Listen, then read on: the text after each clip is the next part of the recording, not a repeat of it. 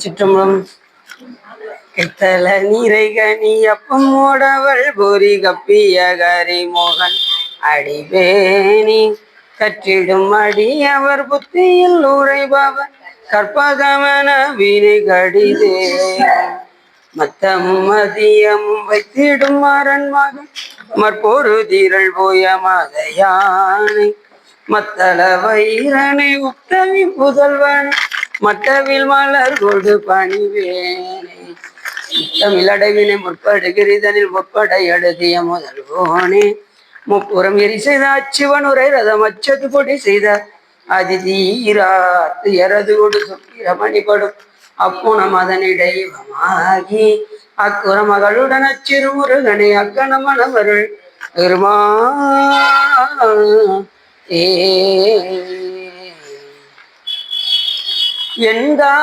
எனக்கருள் தந்தையும் நீ சிந்தாகுலமானுவே தீத்தனையாள் கந்தா கதிவேலவனி உமையாள் மைந்தா குமரா மறைநாயகனே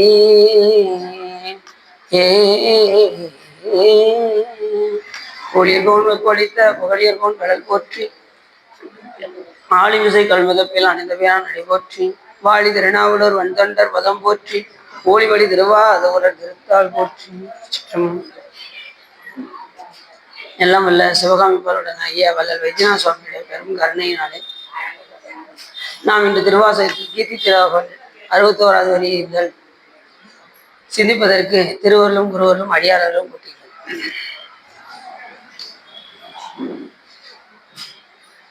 கீர்த்தி திருவகல் என்பது சிவபெருமானுடைய திரு அருள் புகழ்ச்சியாக சொல்லப்படுது. மாணிக்கவாச பெருமானே ஒவ்வொரு நிலையிலையும் ஆட்கொண்ட அந்த திறத்தை எண்ணி எண்ணி மாணிக்கவாச பெருமான் பல இடங்களில் வியந்து வியந்து பாடியிருக்கின்றார். மாணிக்கவாசர்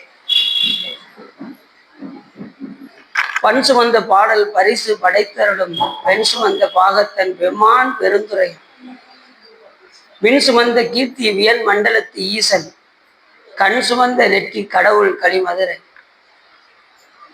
மண் சுமந்து கூலி கொண்டு அக்கோவாள் முத்துண்டு புன் சுமந்த பொன்வேலியனை பாடுதுங்கான் அம்மானா என்று மாணிக்கவாச பெருமான் அருமையாக சொல்கிறார். மண்ணும் சுமந்தார், புண்ணும் சுமந்தார், பிறம்படிபட்டு புண்ணும் சுமந்தார் பெருமான்.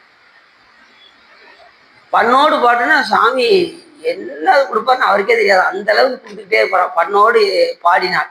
பண் சுமந்த பாடல் பரிசு படைத்தருள். அப்போ பண்ணோடு பண்ண பரிசு கண்டிப்பா சிவபெருமான்ட்ட இருந்து நிச்சயம். உங்களுக்கு ஒரு பாக்ஸ் ரெடியாக வச்சுருக்காரு சாமி, வந்து பண்ணோட பாடணும். நாங்கள் எப்படிங்க ஓதுவார் பாடுவாங்க, நாங்கள் எப்படிங்க பாடணும் அப்படின்னா, நம்ம எத்தனையோ ஓதுவார்கள்ல இப்போ முன்னாடி தான் ஓய் தான் கேட்கணும். இப்போல்லாம் யூடியூப்ல வந்துருச்சு. அந்த ஓதுவார்கள்லாம் எப்படி பாடுறாங்கன்னு தெரிந்து அந்த அடிப்படையில் நம்ம ஓரளவுக்காவது பாட முயற்சி செய்ய வேண்டும். குறிப்பா என்ன அப்படின்னா, இசைந்து பாடணும். இறைவனுக்கு முன்னாடி இசைந்து பாடணும். கோலை விடராக கவிகோளும் இலவாக இசை கூடும் வகையா ஏழை அடியார் அவர்கள் யாவை சொன்ன சொல் மகிழும் ஈசன் இடமாம் என்று ஞானசம்பந்த பெருமான் சொல்வதற்கெனங்க ஓரளவுக்கு இசைந்து பாடணும். சரியா பாட வராட்டா கூட பரவாயில்ல, ஆனா இசையணும். கொஞ்சமாவது ராகத்தோடு பாடணும். ஓதுவார் மாதிரி வரட்டணும் பரவாயில்ல, அது ஓரளவுக்காவது வரணும்ல, ஓரளவுக்காவது இசைந்து பாடணும்ல. சும்மா வாசித்து விடக்கூடாது. தோளுடைய தேவை விடை அறிவோர் தூவன் மதி தூய் காட்டுடைய தொடரை போய் என் உள்ளம் கவர்கள் அப்படின்னு வாசித்து விடாம. அதுலேயும் பார்த்தீங்கன்னா சில பேர் வாசித்து விடுவாங்க, ரெண்டாவது டயர் ஆச்சுன்னா அதோட ஃபாஸ்டா ஓடும், வேகமா பாட்டு பாடி படிச்சுட்டு ஓடிடுவாங்க. அதுக்கு அவங்க பாடாமல் இருப்பது சிறப்பு இல்லைங்களா? சரி. ஆனா எப்படி பிடிச்சாலும் சிவபெருமான்ட்ட அருள் உண்டு, அதையும் சாமி விட்டுற மாட்டாரு. அதுக்கு ஒரு மார்க் இருக்கு, ஒரு 10 மார்க்காவது கொடுத்துருவாரு. அவர் இதுல நல்லா இருக்கும்.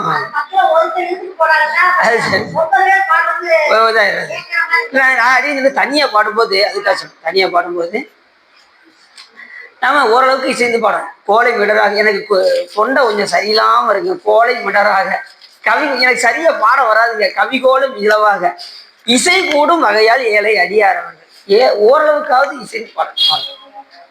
நாளைக்கு பாட்டு இருக்கா? நாளைக்கு பண்ணோட பாட்டு இருக்கு அப்படின்னு சொல்லி கொடுக்குறாங்க. இது கற்பக விநாயகர் கோயில்ல. சரி, அது அன்னம்பாளிக்கும் சொல்லியிருந்துச்சு அந்த பாட்டு. அன்னம்பாளிக்கும் தில்லை சிற்றம்பலம் நாளைக்கு அந்த பாட்டு இருக்கு. சரி, அப்படி பண் சுமந்த பாடல் பரிசு படைத்தருளும். பண்ணோடு பாடல்னா பண்ணார் இசைன்னு சொல் கேட்டாய் போட்டு, பண்ணின் இசையாகி நின்றாய் போட்டு. வியாபாரத்துல பாடாத இடம் கிடையாது. பண்ணோடு பாடுறதுக்கு அவ்வளவு சிறப்பு இருக்கு. பண்ணின் இசையாவே இருக்காரு. இப்போ ஒரு உதாரணத்துக்கு வச்சுக்கோங்களேன், ஒரு இன்ஸ்ட்ருமெண்ட் இருக்குன்னு வச்சுக்கோங்களேன். அந்த இன்ஸ்ட்ருமெண்ட்டுக்கு வந்து அறிவு கிடையாது. அது வந்து ஜடப்பொருள். ஜடப்பொருள் வந்து தானாக இயங்காது. நல்லா தெரிஞ்சுக்கோங்க. இப்போ செல்போன் இருக்குன்னா அது தானா இயங்காது. ஒரு ஒரு இயக்க இயங்கும். இப்போ நம்ம எடுத்து சுவிட்ச் ஆன் பண்ணாதானே பேச முடியும், இல்லைன்னா பேச முடியுமா? அப்போ ஒருத்தர் இயக்க அது இயங்கும். அதுபோல அறிவற்ற பொருளை அறிவுடைய பொருள் தான் எடுத்து இயக்க முடியும். லெட்டு அறிவற்ற பொருள், லெட்டோ பேனாவோ. அறிவுடைய நாம் எடுத்து இயக்குறோம்ல, அதே போல அறிவற்ற அந்த இன்ஸ்ட்ருமெண்ட்ல அதுல இசையாவே இருப்பது யாருன்னா சிவபெருமான். அவர் உள்ள இருந்து செயல்படலைன்னா இசை வராது. இப்படி இந்த உலகத்துல நீங்க எந்த பொருள் எடுத்துட்டாலும் சரி, அறிவுடைய பொருள் அறிவற்ற பொருள் எல்லாத்துலேயும் சிவபெருமான் கலக்காம அந்த பொருள் இயங்காது என்பதை நாம் தெரியும். பண்ணின் இசையாகி நின்றாய் போற்றி, பண்ணார் இசையின் சொல் கேட்டாய் போற்றி, இப்படி நிறைய சொல்றாரு. அப்படி பண் சுமந்த பாடல் பரிசு படைத்தருளும் பெண் சுமந்த பாகத்தன் பெம்மான் பெருந்துரையான். ஒரு பக்கத்துல அம்பாளை இடப்பாகமாக கொண்டிருக்கின்றார். பெண் சுமந்த பாகத்தன் பெம்மான் பெருமையுடையவன், பெருந்துரையான் பெருந்துறையில் இருக்கக்கூடிய பெருமான். கண் சுமந்த விண் சுமந்த கீர்த்தி உயர் மண்டலத்து ஈசன் அப்படின்னாரு. விண் சுமந்த கீர்த்தி, சுவாமியுடைய புகழ் வந்து கீர்த்தினா புகழ்னு அர்த்தம். அது எப்படிப்பட்ட புகழ்? விண்ணளாவிய புகழ். விண்ணூரெல்லாம் வாழ்த்தக்கூடிய புகழ் யாருக்கு? சிவபெருமான். எல்லாரும் சிவபெருமானை போற்றி தொழுவார்கள். விண்ணுலகத்தில் உள்ளவர்களும் மண்ணுலகத்தில் உள்ளவர்களும். விண் சுமந்த கீர்த்தி உயர் மண்டலத்து ஈசன். விண் சுமந்த கீர்த்தின்னு சொல்லும்போது விண்ணுலகத்தில் உள்ளவரும், மண் சுமந்து மண்டலத்து ஈசன்னா இந்த பூமியில உள்ளவர்களும் வாழ்த்தக்கூடிய ஒரே பெருமான் யாருன்னா சிவபெருமான் ஒருவர். கண் சுமந்த நெற்றி கடவுள் கழிமதுரை. இந்த மதுரையில சாமி அவருடைய பாதம் பட்டு, அதுவும் விட்டுக்கு மண் சுமந்து பிறம்படி பட்டு, பண் சுமந்த பாடல் பரிசு படைத்தரலும் பெண் சுமந்த பாகத்தின் பெம்மான் பெருந்துரையான் மின் சுமந்த கீர்த்தி வேர்மண்டலத்து ஈசன், கண் சுமந்த நெற்றி கடவுள் கழிமதுரை, மண் சுமந்து கூலி கொண்டு. அதுவும் கூலிக்காக என்ன பண்ணாரு? யாருமே முதல்ல கூலி வாங்க மாட்டாங்க. சிவபெருமான் ஒருத்தர் தான் முதலே கூலியை வாங்கிட்டு அதுக்கு வேலை செஞ்சிருக்காரு. இன்னொன்னுன்னா, வேலை பார்த்தா கண்டிப்பா என்ன கொடுக்கணும்? கூலி.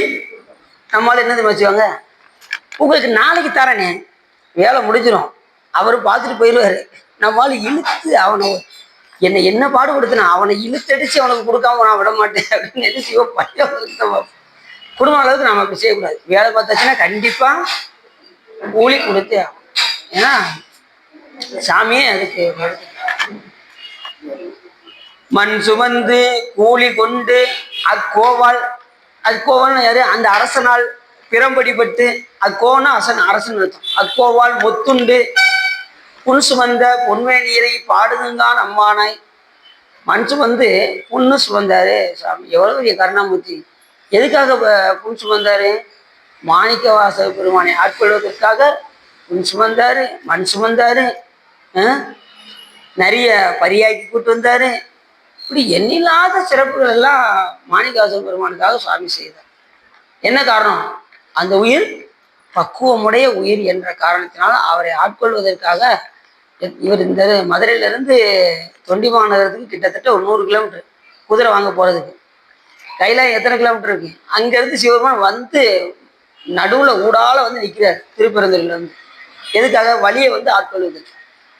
எப்படியாவது மாணிக்க வாசகர் இங்கிட்டு தான் வரணும், அவரை எப்படியாவது ஆட்கொள்ள வேண்டும் என்று வழியை வந்து நிற்கிறார். அப்ப எல்லாம் என்ன காரணம் அப்படின்னா இறைவனுடைய கருணை தான் காரணம். அதை மாணிக்க பெருமானே சொல்றாரு, சாமி எனக்கு எந்த தகுதியும் கிடையாது, நான் எல்லாத்தையும் கடைப்பட்டேன். இந்த கடைப்பட்டவனை கூட நீ என்ன பண்ணன்னா உன்னுடைய கருணையினால் கலந்து ஆண்டு கொண்டாய். கடையவனேனையும் கருணையினால் கலந்து ஆண்டு கொண்ட விடையவனே, விட்டுடுதி கண்டாய் விரல் வேங்கையின் தோல் உடையவனே. மண்ணும் உத்தர கோஷ மங்கைக்கு அரசே சடையவனே தளர்ந்தேன் எம்பிரான் என்னை தாங்கிக் கொள்ளே அப்படின்னு எப்படி சொல்றாரு. தளர்ந்தேன் எம்பிரான் என்னை, அந்த அளவுக்கு சாமி கருணாமூர்த்தி. சாமி எத்தனையோ அடியார்கள்லாம் உன்னை தொழுது உன்னை வழிபாடு செய்து அதற்குரிய தகுதியை பெற்று உன்னை அடைகின்றார்கள். எனக்கு எந்த தகுதியுமே இல்லை, ஆனாலும் சிவபெருமான் என்னையும் விடலை. கண்ணப்பன் ஒப்பதோர் அன்பின்மை கண்டபின் என்னப்பன் என்னப்பில் என்னையும் ஆட்கொண்டருளி வண்ண பணித்து என்ற வாவென்ற வான்கரனை சுண்ணப்பொன் நீட்டிற்கே சென்றுதாய். கண்ணப்பன் மாதிரி அன்பு அப்படின்னாலே அது கண்ணப்பன் நாயனார் தான். அவர் மாதிரி அன்பு எனக்கு இல்லைன்னா கூட எங்க சிவபெருமான் என்னைய கூட விடலை, என்னையும் ஒரு அடியாராக ஏற்றுக்கொண்டு இந்த மண்ணுலகத்தில் வாழச் செய்தார். இப்போ நம்மளையெல்லாம் பொருட்டா மதித்து நம்மளை விபூதி ருத்ராஜை தரிக்க வைத்து நம்ம இந்த வழிபாட்டில் நிலைநிறுத்தி அடியார்களோடு இணங்க வைத்து திருமுறைகள் பாட வச்சிருக்காருன்னா அது எல்லையில்லாத கருணை. நீ இங்கே திருமுறை பாடுறதுலாம் சாதாரண விஷயம் கிடையாது, பாடவே முடியாது. அவனுடைய அருள் இல்லாமல் நம்ம இங்கே வந்திருக்கவே முடியாது. அவனுடைய பெருங்கருணையா இருக்க போய் தான் நம்ம அடியார்களோடு இணைக்கி திருமுறைகள்லாம் பாடுறோம், இல்லைன்னா பாடுறது ரொம்ப கஷ்டம். அதுக்கு அவனுடைய கருணை இருக்க போய் தான், அவனுடைய அருள் இருக்க போய் தான் நாம் இங்கே திருமுறைகள் பாடுவதும் அவனை பற்றி புகழை கேட்பதும் நாம். அப்படிப்பட்ட கருணாமூர்த்தி மாணிக்கவாச பெருமான் பல இடங்கள்ல சொல்லி மகிழ்கின்றார் இந்த ஒரு விஷயத்தை. பல இடத்துல வியப்பாவே பார்க்குறாரு. சாமி நம்மளை எப்படி ஆட்கொண்டாரு, அடியார ஆட்கொள்றதுக்கு நமக்கு என்ன தகுதி இருக்கு? அவர் சாதாரணமா ஆட்கொள்வாரா சிவபெருமான் ஒரு வீரர்? நம்ம ஒண்ணுமே செய்யலையே.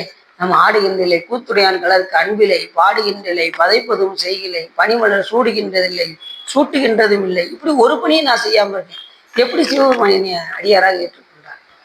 சாமி எனக்கு நல்லா தெரிஞ்சு போச்சு சாமி, அடியார் தாம் இல்லையே மற்ற நான் பேயனேன் இதுதான் பெருமை என்றோ எம்பெருமான் என் சொல்லி பேசுகிறேன். சாமி உனக்கு அடியாரே கிடைச்சிருக்க மாட்டாங்க சாமி, அதனாலதான் நீ ஆட்கொண்டுப்பியோ அப்படின்லாம் யோசிக்கிறாரு மாணிக்கவாசகர். அந்த அளவுக்கு கருணாமூர்த்தி அப்படியே அந்த திறத்திலேயே மூழ்கி நல்ல குருநாதராக சிவபெருமான் அவரை ஆட்கொண்டு புதுநடப்புவில் தில்லையில் வருகன்னு சொல்லி அவருக்கு தில்லைக்கு வர வைத்து பல அற்புதங்களை எல்லாம் நிகழ்த்த வைத்து கடைசி பெருமானுடைய திருவடியில் ஏற்றுக்கொள்கின்றார் சிவபெருமான். அப்படி மாணிக்கவாசக பெருமானுடைய ஒவ்வொரு நிலையிலையும் இந்த கீர்த்தி திரு அகவல்ல சுவாமியுடைய ஒவ்வொரு செயலையும் வியந்து வியந்து பாடுறாரு. அவருடைய புகழ்களை எல்லாம் அவர் 64 திருவிளையாடல்கள்லாம் இந்த இதுல ஒவ்வொரு திருவிளையாடலையும் எடுத்து சொல்றாரு. அப்படி நாம சென்ற முறை தண்ணீர் பந்தல் சயம்பர வைத்து நன்னீர் சேவகன் ஆகிய நன்மையும் வரைக்கும் பார்த்தோம். அந்த போர்ல சிவபெருமான் பாண்டிய மன்னனுக்கு தகுந்தவாறு அங்கே வெயில் வர வைத்து பாண்டிய மன்னர்களுக்கெல்லாம் அங்க இருக்கிறவங்களுக்கெல்லாம் தண்ணீர் கொடுத்து சிவபெருமான் வெற்றி பெற செய்தார். அந்த போர்ல நன்னீர் கொடுத்து தண்ணீர் பந்தல் அமைத்து அந்த படை வீரர்களுக்கு நன்னீர் கொடுத்து அந்த பாண்டிய மன்னனை வெற்றி பெற செய்த பெருமையுடையவர் எங்கள் சிவபெருமான் அப்படின்னு அந்த பாட்டை சொல்லிட்டு அடுத்து விருந்தினனாகி வெண்காடு அதனில். இந்த விருந்தினனாகி வெண்காடு அதனிங்கிற வரலாறு எதுலையுமே வரல, எல்லாத்தையும் எடுத்து பார்த்தாச்சு. இந்த வரலாறு எங்கேயும் சொல்லப்படலை. குருந்தின் கீழ் இருந்த கொள்கையும் குருந்த மரத்து கீழே இருந்து மாணிக்கவாசக பெருமான் ஆள்கொள்வதற்கு குருந்த மரத்து அடியில தானே இருந்தாரு. இப்பயும் நீங்க திருப்பெருந்துறை போனீங்க அப்படின்னா அந்த குருந்த மரத்துக்கு கீழே சுவாமி பார்த்தீங்கன்னா அப்படி உபதேசம் பண்ண மாதிரி இருப்பாரு, கீழே மாணிக்கவாசக பெருமான் இருப்பாரு. எந்த இடம்? திருப்பெரும் துறை. அத பாட்டுல பல இடங்கள்ல சொல்றாரு. குருந்த மரத்தை வச்சு பதியமே பாடியிருக்காரு மாணிக்கவாசக பெருமான்.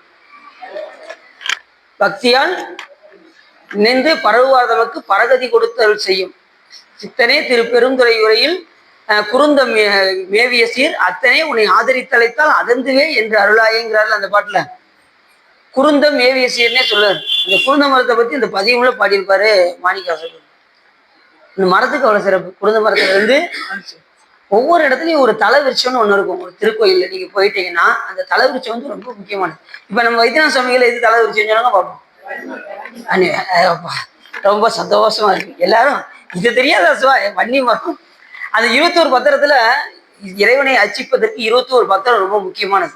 வில்வத்துல ஆரம்பிச்சு வன்னியில் ஆரம்பிச்சு அதே மாதிரி நொச்சியில் ஆரம்பிச்சு இப்படி 21 இலைகள் இருக்கு. அதுல வன்னி ரொம்ப சிறப்புடையது. வில்வத்துக்கு அடுத்தபடியா சொல்வது வன்னி. அது நம்ம கோயில தலவரிசமா அமைஞ்சது ரொம்ப ரொம்ப சிறப்பு. அதுலயும் வில்வத்திலே பாத்தீங்கன்னா பஞ்சவல்வம் இருக்கு. 5 வகையான உருவம் இருக்கு, மகாவல்வம் அப்படின்லாம் இருக்கு.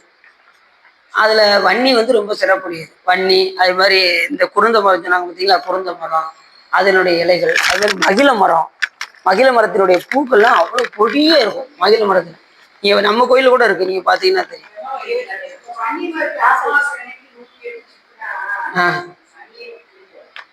அந்த அளவுக்கு சிலர் பார்த்தீங்கன்னா அரச மரத்தை சுத்துவாங்க. சிலர் அரச இலையும் அர்ச்சனைக்குரியது. 107 தடவை. அப்படியா? இல்ல அடி என்ன சொல்றேன்னா, இப்படி சுத்தணும் சொல்றாங்கல்ல, அது எந்த நூல்ல வருதுன்னு நீங்க கேட்கணும். சிலவர் பார்த்தீங்கன்னா நீங்க போய் சுத்துறா நல்லதுதான், அவங்க மன திருப்திக்கு சுத்திக்கணும். அதாவது நமக்கு நூல்கள் என்ன சொல்லப்பட்டிருக்குன்னா 1, 3, 5, 7, 9, 21 வரைக்கும் சொல்லியிருக்கு. நம்ம சுத்தலாம், ஆனா எத்தனை தடவைனாலும் நம்ம சாமியை சுத்தலாம். ஆனா அருள் உண்டு கண்டிப்பா. 108 தடவை சுத்தனாலும் சுத்தலாம். ஒரு டைம் வந்து அழகா சுத்துங்க, 108 தடவை அழகா சுத்தலாம். ஆனா அந்த நேரத்துல சிவப்பணியா இருக்கணும், இறை சிந்தனையோடு சுத்தணும். கதை பேசிக்கிட்டே சுத்தக்கூடாது. அப்படி அடின்னு ஒரு தடவை போனேன், என் வீட்டம்மா கூப்பிட்டாங்க, வாங்க இது அரச மரத்தை சுத்துவோம், இன்னைக்கு விநாயகர் சோமவாரத்துல விநாயகர் சுத்தினா ரொம்ப நல்லதுக்காக வாங்க போவோம் அப்படின்னு கூப்பிட்டு போனாங்க. பார்த்தா கதை பேசிக்கிட்டு சுத்திக்கிட்டு இருக்காங்க அரச மரத்தை. போடி நீ நல்லா வந்து சேர்ந்த பாரு, உன் வீட்டுக்காரரை சொல்லி வை இங்க பாரு அப்படின்னு அவங்க தெளிச்சு. இப்படி சுத்தக்கூடாது. பஞ்சாட்சரத்தை சொல்லிக்கிட்டே சுத்தணும் இல்லையா? விநாயகர் பெருமானை சுத்தினா விநாயகர் ஓம் மகா கணபதியை நம்ம சொல்லி சுத்தணும். குருபெருமானை சுத்தினா ஓம் சுப்பிரமணியாய நம்ம அப்படின்னு சொல்லி சுத்தணும். சிவபெருமான் நினைந்து கொண்டு நமச்சேரி பஞ்சாட்சரத்தை நினைந்து கொண்டே சுத்தணும். அந்த 108 தடவை சுத்தும் போது உங்களுக்கு எத்தனை தடவை நீங்க மந்திரம் சொல்லுவீங்க யோசிச்சு பாருங்க. அது உங்களுக்கு உரி ஏறிக்கிட்டே இருக்கும். அதை விட்டுட்டு நீங்க கதை பேசிக்கிட்டு சுத்தணும்னா தெரிய வருமா? யோசிச்சு பாருங்க. சரி சரி சரி, ரொம்ப சந்தோஷம். சுத்தலாம் சுத்தலாம் சுத்தலாம் சுத்தலாம். அப்படி விருந்தினனாகி வெங்காளத்தில் குருந்தின் கீழ் இருந்த கொள்கை. எதுக்காக அந்த கொள்கையோடு இருக்காரு சாமி? எப்படியாவது மாணிக்கவாச பெருமானை ஆட்கொள்ள வேண்டும் என்று அந்த வழியை வந்து உட்கார்ந்து இருக்கும் போது மாணிக்கவாச பெருமான் வர்றாரு. அந்த இடத்துல இவருக்கு மட்டும் ஓசை கேட்குது. உடனே அந்த ஓசையை கேட்டு தன் கூட வந்த காவலர்ல ஏதோ ஓசை கேட்குது, கேட்குதான்னு கேட்குறாரு. எனக்கு ஒன்றும் தெரியல அப்படிங்கிறார். ஏன்னா ஞானிகளுக்கு மட்டும்தான் அந்த ஓசை கேட்கும். இந்த சிலம்போசையெல்லாம் திருச்சி இது சிதம்பரத்துக்குலாம் போனோம்னு வச்சுக்கோங்களேன், அந்த சிலம்போசை யாருக்கு கேட்குன்னா பக்குவமுடைய ஞானிகளுக்கு மட்டும்தான் அந்த சிலம்போசை கேட்கும், மற்ற யாருக்கும் கேட்காது. இப்ப அப்பசாமி போகும்போது கேட்டுச்சு. ஒன்று இருந்து நினைந்து போனா நமக்கு அந்த சிலம்பின் ஓசை கேட்கும். ஒன்று இருந்து நினைவீன்கள் ஊனவில் ஒன்றில்லை, கண்டிய காலனை கடிந்தான் தன் அடியவருக்காக சென்று தொழுவீன்கள், தில்லை சிற்றம்பலத்து நட்டம் என்று வந்தா என்னும் எவ்வருவான் தன் திருக்குறிப்பே. அந்த சிலம்போசையும் கேட்டது என்னைக்கு வந்த அப்படின்னு சொல்லி சுவாமியும் கேட்கிறாரு. யார்கிட்ட? அப்பசாமிகிட்ட கேட்கிறார். எப்போ வந்த, அவன் எதுக்கு வந்திருக்க அப்படின்னு சிவபெருமான் கேட்டானா. யாரை பார்த்து? அப்பசாமியில பார்த்து. அப்ப ஞானிகளுக்கு மட்டும்தான் தெரியும் சாமி பேசுறது ஞானிகளுக்கு. அப்ப அப்பசாமி சொன்னாராம், என்ன சாமி என்னைய பார்த்து இப்படி கேட்டுட்டீங்க சாமி? அப்பசாமி சொன்னாராம் சிவபெருமானை பார்த்து, எதுக்கு வந்துட்டேன்னு கேட்குறீங்க சாமி? நான் எதுக்கு சாமி வந்துடுவேன்? உன்னுடைய திருநடனத்தை பார்க்கறதுக்கு தான் சாமி. அந்த இந்த பாட்டு சொல்றல, அத்தாவும் ஆடல் காண்பான் அடியனே வந்தவன், முத்தனே முதல்வாத்தில்லை அம்பலத்து ஆடுகின்ற அத்தாவும் ஆடல் காண்பான் அடியனே சாமி. அதுக்குதான் சாமி வந்திருக்கு. பத்தனாய் பாட மாட்டேன் பரமனே பரமயோகி எத்தினால் பக்தி செய்கிறேன் என்னை நீ இகழ வேண்டாம். முத்தனே முதல்வா தில்லை அம்பலத்து ஆடுகின்ற அத்தாவும் ஆடல் காண்பான் அடியனேன்னு வந்தவாறு. வேற ஏதாவது வேணுமா அப்படின்னு சிவபெருமான் கேட்டாராம். எப்பயுமே சிவபெருமான் ஒரு வாரத்தோட விட்டுற மாட்டார். அவர் போதும் சொல்ற வரைக்கும் வேற வேணுமான்னு கேட்டுக்கிட்டே இருப்பார். சாமி இன்னொன்னு சொல்லட்டுமா அப்படின்னாராம். சொல்லுப்பு அப்படின்னா. இல்லை சாமி நீங்க ஆடுவீங்களா? ஆமா நான் ஆடுவேன். இல்லை எனக்கு சொல்றதுக்கு ஒரு மாதிரி இருக்கு அப்படின்னாராம். சும்மா சொல்லுப்பா அப்படின்னாராம். உடனே அதுக்கப்புறம் சொன்னாராம், இல்லை சாமி நீ ஆடும்போது அம்பாலும் சேர்ந்து ஆடணும் அப்படின்னா. சரி ஆடிட்டா போச்சு, வேற ஏதாவது வேணுமா அப்படின்னு மறுபடியும் கேட்டாராம் சாமி. சாமி இன்னொரு ஒரே ஒரு விருப்பம் மட்டும் இருக்கு, அதையும் நிறைவேற்றிட்டீங்கன்னா ரொம்ப சந்தோஷமா இருக்கும் அப்படின்னா. சொல்லு திருநாவுக்கரசு, உனக்கு செய்யாம நான் வேற யாரும் செய்ய போறேன் சொல்லு அப்படின்னா. சொல்ல போனாராம். மறுபடியும் எனக்கு ஒரு மாதிரியாவே இருக்கு சாமி அப்படின்னாராம். சரி நீ ஒண்ணு நீ என்னை பத்தியே நினைக்காத, நீ வாட்டு சொல்லு, உனக்கு உன்னுடைய விருப்பத்தை சொல்லு அப்படின்னாராம். உடனே அப்ப சொன்னாராம், நீங்களும் அம்பாலும் நடனம் ஆடி கொண்டிருக்கும் போது நான் அடியார் திருக்கூட்டத்தோடு உட்கார்ந்து பார்க்கணும் அப்படின்னாராம். கூட்டமாம் குவிமுலையால் கூடனி ஆடுமாறு. கூட்டம்னா அடியார் திருக்கூட்டத்தோடு இருந்து கொண்டு அவருடைய திருநடனத்தை நான் பார்க்க வேண்டும். நீ அம்பாளோடு அந்த குவிமலையாலும் அம்பாள் அவன் குவிமலையாளோடு நீ ஆடும்போது கூட்டமாம் குவிமலையால் கூட நீ ஆடுமாறு. அப்படி ஆடும்போது நான் அடியார் திருக்கூட்டத்தோடு இருந்து அதை நான் காண வேண்டும் என்று கேட்டதும் சாமி எல்லாத்தையும் கொடுத்தாரு. அவர் எல்லாம் தருங்கான். நம்மளுடைய எண்ணம் மட்டும் உயர்வா இருந்துச்சுன்னா சாமி எல்லாம் தந்துடலாம். நம்மளுடைய எண்ணம் மட்டும் உயர்வா இருக்கும். சாமி இன்னைக்கு கூட 2 தடவை சுத்தணும், கூட 2 தடவை வழிபாடு பண்ணணும், இன்னைக்கு கூட ஒரு தடவை சாமி திருக்கோயிலுக்கு நம்மளை வர வைக்க மாட்டாரா அப்படின்னு நினைச்சா சாமி வர வைப்பார். உங்களுடைய எண்ணங்கள் உயர்வாக இருந்தா எத்தனை தடவைனாலும் திரும்ப திரும்ப சாமி திருக்கோயிலுக்கு வர வைப்பார். அது மாதிரி எந்த ஒரு எண்ணம் செயல் எல்லாமே சிவத்துக்காக ஆக்க வேண்டும். நம்மளுடைய ஒவ்வொரு எண்ணங்களையும் செயலையும் சிவபெருமானுக்காக. அதாவது ஒன்னை இழந்தா தான் ஒன்னை பெற முடியும். நீங்க உலகத்தை இழந்தா தான் சிவத்தை பெற முடியும். உலகத்தையே சிந்தனை பண்ணிக்கிட்டே இருந்தோம்னா சிவத்தை அடைய முடியாது. உலகத்துல ஒவ்வொரு பொருளை விட ஆரம்பிங்க, சிவத்து மேல பற்று வர ஆரம்பிச்சு. யாதனின் யாதனின் நீங்கியான் நோதல் அதனின் இளன். யார் சொல்றா? வள்ளுவர் சொல்றாரு.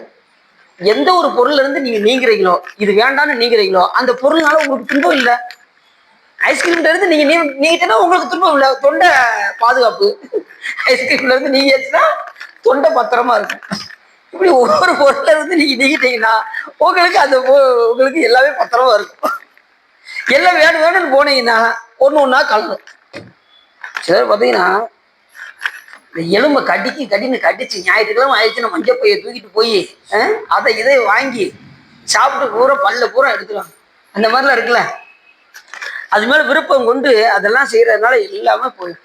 இப்படி ஒவ்வொன்றும் எது மேல நீங்க ரொம்ப விருப்பம் வைக்கிறீங்களோ அந்த பொருள்னால உங்களுக்கு துன்பம் வரும். சிலர் பார்த்தீங்கன்னா பிள்ளைகள் மேல பற்றுனா பற்று அப்படி வச்சிருப்பாங்க. கடைசி அந்த பிள்ளைகளே என்ன செய்யும், முதியோர் இல்லத்துல கொண்டு போய் சேர்க்கும். யார் மேல ரொம்ப பற்றா இருந்தாங்களோ அந்த பிள்ளையே என்ன செய்யும், கொண்டு போய் முதியோர் இல்லத்துல சேர்க்கும். உன்னை இப்படி பார்த்தேனடா அப்படின்னு அந்த தாய் சொல்லுவாங்க. நீங்க பார்த்தீங்கன்னா தெரியும், ரியலா எல்லா வீட்லயும் நடக்கிறது தான். பிள்ளைகள் மேல பற்று நம்ம பற்றெல்லாம் சிவபெருமான் மேல மட்டும்தான். நமக்கு அப்பன் நீ, அம்மை நீ, ஐயனும் நீ, அன்புடைய மாமனும் மாமியும் நீ, ஒப்புடைய மாதரும் உன் பொருளும் நீ, ஒருவளமும் சுற்றமும் ஒருவரும் நீ, துய்ப்பனமும் உய்ப்பனமும் தோற்றுவாய் நீ, துணையாய் என் நெஞ்ச துறப்பிப்பாய் நீ, இப்பொன்னி இம்மணி நீ, இம்முத்தும் நீ, இறைவன் நீ, ஏறுந்த செல்வன் நீ அப்படின்னு சிவபெருமான் தான் எல்லா உறவும் என்று நினைக்க வேண்டும். அதுக்காக சிவா சொற்பொழில சொல்லியிருக்காரு, மகனே நீ கொஞ்சம் தள்ளி அப்படின்ற ஐயா என்னை ஒரு வழி பண்ணிடுவாங்க. அவங்களோட இருக்கணும், பாசம் இருக்கணும், பற்றுதல் இருக்கக்கூடாது. இது அவங்களுக்கு செய்ய வேண்டிய கடமைகளை செஞ்சுக்கிட்டே இருக்கணும். என்ன முழுவதும் யார்கிட்ட இருக்கணும், சிவபெருமான். என் நிலை நின்றாலும் எக்கோலம் கொண்டாலும் மன்னியசி சங்கரந்தால் மறக்காமல். அவ்வளோ சரி. குருந்தின் கீழே இருந்த கொள்கை எதுக்காக, மாணிக்கவாசக பெருமானை ஆட்கொள்வதற்காக. அப்படியே போனாரு. அந்த ஒற்றர் போய் பார்த்துட்டு வந்தாரு. போய் பார்த்துட்டு வந்து சிவபெருமான் மாதிரி ஒருத்தர் அங்கே உட்காந்துருக்காருன்னு சொன்னாரு. உடனே இவர் போய் பார்த்தாரு அங்க. ஆனா அவர் ரொம்ப கொடுத்து வச்சவர் அந்த காவலர். ஏன்னா சிவபெருமான் நேரில் பார்த்துருக்காரு. சாமி எப்படி பக்கத்துல போனாரு. மாணிக்கவாசகர் போய் கையில் வச்சிருந்த ஏடு என்னன்னு கேட்டாரு. இது சிவஞான போதம் அப்படின்னு சொல்ல, சிவம் என்றால் என்ன, ஞானம் என்றால் என்ன, போதம் என்றால் என்னன்னு கேட்க, சிவம் என்பது ஒப்புயர்வற்றது, உயர்வானது, நிலையானதுன்னு சொல்ல, ஞானம் என்பது அதை பற்றி அறிவது, போதம் என்பது அதை பற்றி தெளிவதுன்னு சொல்ல, உடனே திருவடி கீழே விழ, உடனே மாணிக்கவாசக பெருமானுக்கு சிவபெருமான் 2 திருவடியையும் தூக்கி எடுத்து வைக்க, உடனே இணையார் திருவடி என் தலைமையில் வைத்ததுமே துணையான சுற்றங்கள் அத்தனையும் துறந்து ஒழிந்து அணையார் உணர்தில்லை அம்பலத்தை ஆடுகின்ற புனையாளன் சீர்வாடி பூவள்ளி பொய்யாமோ என்று சொல்வதற்கெனங்க அப்படி வழி வந்து ஆட்கொண்டார் மாணிக்கவாசக பெருமானை சிவபெருமான். அப்படி அந்த கொள்கையை சொல்றாரு. அப்படிப்பட்ட கொள்கை, எப்படிப்பட்ட கொள்கை, என்னை வந்து வழியை வந்து ஆட்கொண்ட அந்த குருந்த மரத்தின் கீழே வந்து என்னை ஆட்கொண்ட திறம்தான் என்ன அப்படின்னு சொல்லி இந்த இடத்துல சுவாமி வியந்து பார்க்கின்றார் மாணிக்கவாசகர். பட்டமங்கையில் பாங்காயிருந்தும் அட்டமா சித்தி அருளிய அதுவும். சாமி கைலாய மலையில பாடம் சொல்லி கொடுத்துட்டு இருந்தாரு. அம்பாளுக்கு உபதேசம் செஞ்ச மாதிரி இந்த 6 கார்த்திகை பெண்கள் இருக்காங்க பாருங்க, முருகப்பெருமானுக்கு பால் கொடுத்தாங்க பாருங்க, அந்த 6 கார்த்திகை பெண்களுக்கு சாமி உபதேசம் பண்ணியிருந்தார். இவங்க படிச்சது பூரா மறந்துட்டாங்க. உடனே சாமி என்ன பண்ணாரு, பட்டமங்கில போய் நீங்க கல்லா சேர்த்து கடவுதுன்னதும் அத்தனை பேர் அந்த 6 பெண்களும் பட்டமங்கில கல்லா வந்து இருந்தாங்க. அவங்க சாபம் முடிய போற நேரத்துல எல்லா கிளைகளும் மேல அந்த கல்லு மேல வந்து மூடி மறைத்து அப்படியே அந்த சாபம் முடிகிற வரைக்கும் அந்த கிளைகள்லாம் மறைச்சிருந்தது. அந்த சாபம் நிறைவேற நேரத்துல அந்த ஒவ்வொரு கிளைகளா உதிர்ந்து உதிர்ந்து உதிர்ந்து அந்த கல்லுக்கு நேர எதுக்கு சிவலிங்கம் தோன்றி. இப்ப நீங்க போனீங்கன்னா திருச்சி பக்கத்துல இருக்கு பட்டமங்கை, சிவகங்கை பக்கமா பட்டமங்கை, பட்டமங்கை போயிருக்கீங்களா? சரி சரி. அது திருப்பட்டூர் அங்க இருக்கு. இது திருச்சி பக்கத்துல இருக்கு திருப்பட்டூர், இது திரு பட்டமங்கை. பட்டமங்கை நிறைய போட்டிருக்காங்களா? ஆமா அதையும் போயிருக்கேன். பட்டமங்கை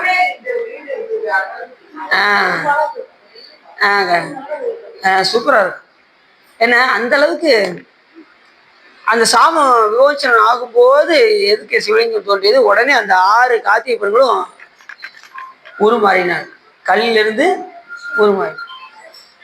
உருமாறினது உடனே சுவாமி அதுக்கப்புறம் என்ன பண்ணாரு, முருகப்பெருமானுக்கு பால் கொடுக்க சொன்னார். அந்த 6 கார்த்திகை பெண்கள் அப்படி அந்த பட்டமங்கையில் போய் இருந்து பாங்காய் இருந்து அட்டமாசி. 2வது என்ன பண்ணாரு, மறுபடியும் சுவாமி அவர்களுக்கு அட்டமாசித்தியை உபதேசம் செய்தார். அட்டமாசித்திங்கிறது என்ன தெரியுமா உங்களுக்கு? அனிமா அரிமா லகிமா பிராத்தி பிரகாமியம் ஈசித்துவம் வசித்துவம் என்கின்ற அனிமா மகிமா கரிமா லகிமா பிராத்தி பிரகாமியம் ஈசித்துவம் வசித்துவம் என்கின்ற 8 வகையான சித்திகள். அதுதான் அட்டமா சித்தின்னு பேரு. இந்த அட்டமா சித்திய அருணைநாத பெருமானுக்கும் முருகப்பெருமான் உபதேசம் செய்தார். எங்க விராலிமலை தெரியுமா உங்களுக்கு? அங்க சுவாமி உபதேசம் பண்ணி அதுக்கப்புறம் தான் அவர் கூடு விட்டு கூடு பாய்ந்ததெல்லாம் இந்த உபதேசத்தை வச்சுட்டான். அந்த தன்னுடைய உடலை நீத்து தன்னுடைய உடலை வைத்து விட்டு அந்த கிளி உருவத்தில் உள்ள போனதெல்லாம் இந்த அட்டமா சித்தி இருக்க போய் தான் போக முடியும். இல்லைன்னு வச்சுக்கோங்க போகவே முடியாது. இந்த அட்டமா சித்தி வந்து என்னென்னலாம் செய்யலாம் அப்படின்னா, அணுத்தன்மையாக மாறுவது. அனிமா அப்படின்னா அணுவை போல நுண்ணியதாக இருப்பது. அணுவை காட்டிலும் நுண்ணியமா இருக்குது. அந்த மாதிரி இருக்குன்னு நினைச்சா இருக்கலாம். 1. 2வது மகிமா அப்படின்னா மிகப்பெரிய வடிவம் கொண்டு எல்லாற்றையும் தனக்குள் அடக்கி வைப்பது.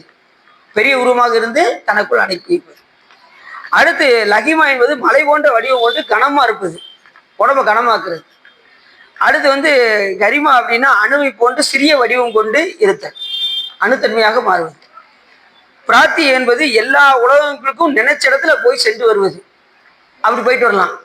இது கொஞ்சம் நல்லா இருக்கு, இந்த அட்டமாசித்தியை நாம பயின்றா என்ன அப்படின்னு நினைக்க தோணுதா? நீங்க உண்மையாக இருந்தீங்கன்னா சாமி அட்டமாசித்தியும் உங்களுக்கு தருள்வாரு. அதுக்கெல்லாம் வழியெல்லாம் இருக்கு, அதுக்கு மந்திரங்கள்லாம் இருக்கு. ஆனால் அட்டமாசித்தியை பயன்படுத்தி கொண்டு ஞானிகள் எல்லாம் என்ன பண்ணாங்கன்னா நல்ல விதத்துக்கு பயன்படுத்தினார்கள். அசுரர்கள் கெட்ட வழிக்கு பயன்படுத்தினாலும் அழிந்து போனார்கள். அசுரர்களுக்கும் சுவாமி உபதேசம் பண்ணியிருக்காரு. ஆனா அவங்க அப்புறம் வேற்று விதமாக பயன்படுத்தி அவர்கள் அழிந்தார். இப்ப ஞானசம்பந்த பெருமான் இறந்து வர ஈரோடு எழுப்பினார்ல, எத்தனை பேருக்கு ஞானசம்பந்த பெருமான் திருநாவுக்கரசு பெருமான்லாம் அருள் செய்திருக்கின்றார். அவங்களும் அந்த அட்டமா சித்தியெல்லாம் பெற்று நல்ல வழியில அவங்கெல்லாம் பயன்படுத்தினாங்க. அப்படி பிராத்தி பிரகாமி என்பது என்னன்னா வேண்டுரு கொண்டு நாம நினைச்ச உருவம் கொண்டு எங்கனால் இன்பத்தை நுகர்ந்து கொண்டு உடல் புகுந்து வேண்டியவற்றையெல்லாம் ஒரு உடல் உள்ள இருந்துக்கிட்டே வேண்டுகிற உருவத்தை எடுத்துக்கொண்டு என்னென்ன பார்த்து அனுபவிக்கிறோமோ அனுபவிச்சுக்கலாம். அந்த மாதிரி அதுக்கு பேரு பிரகாமியம் என்று பேர். ஈசித்துவம் என்பது 4 கோளையும் தானே இயக்குற மாதிரி ஆயிடும்.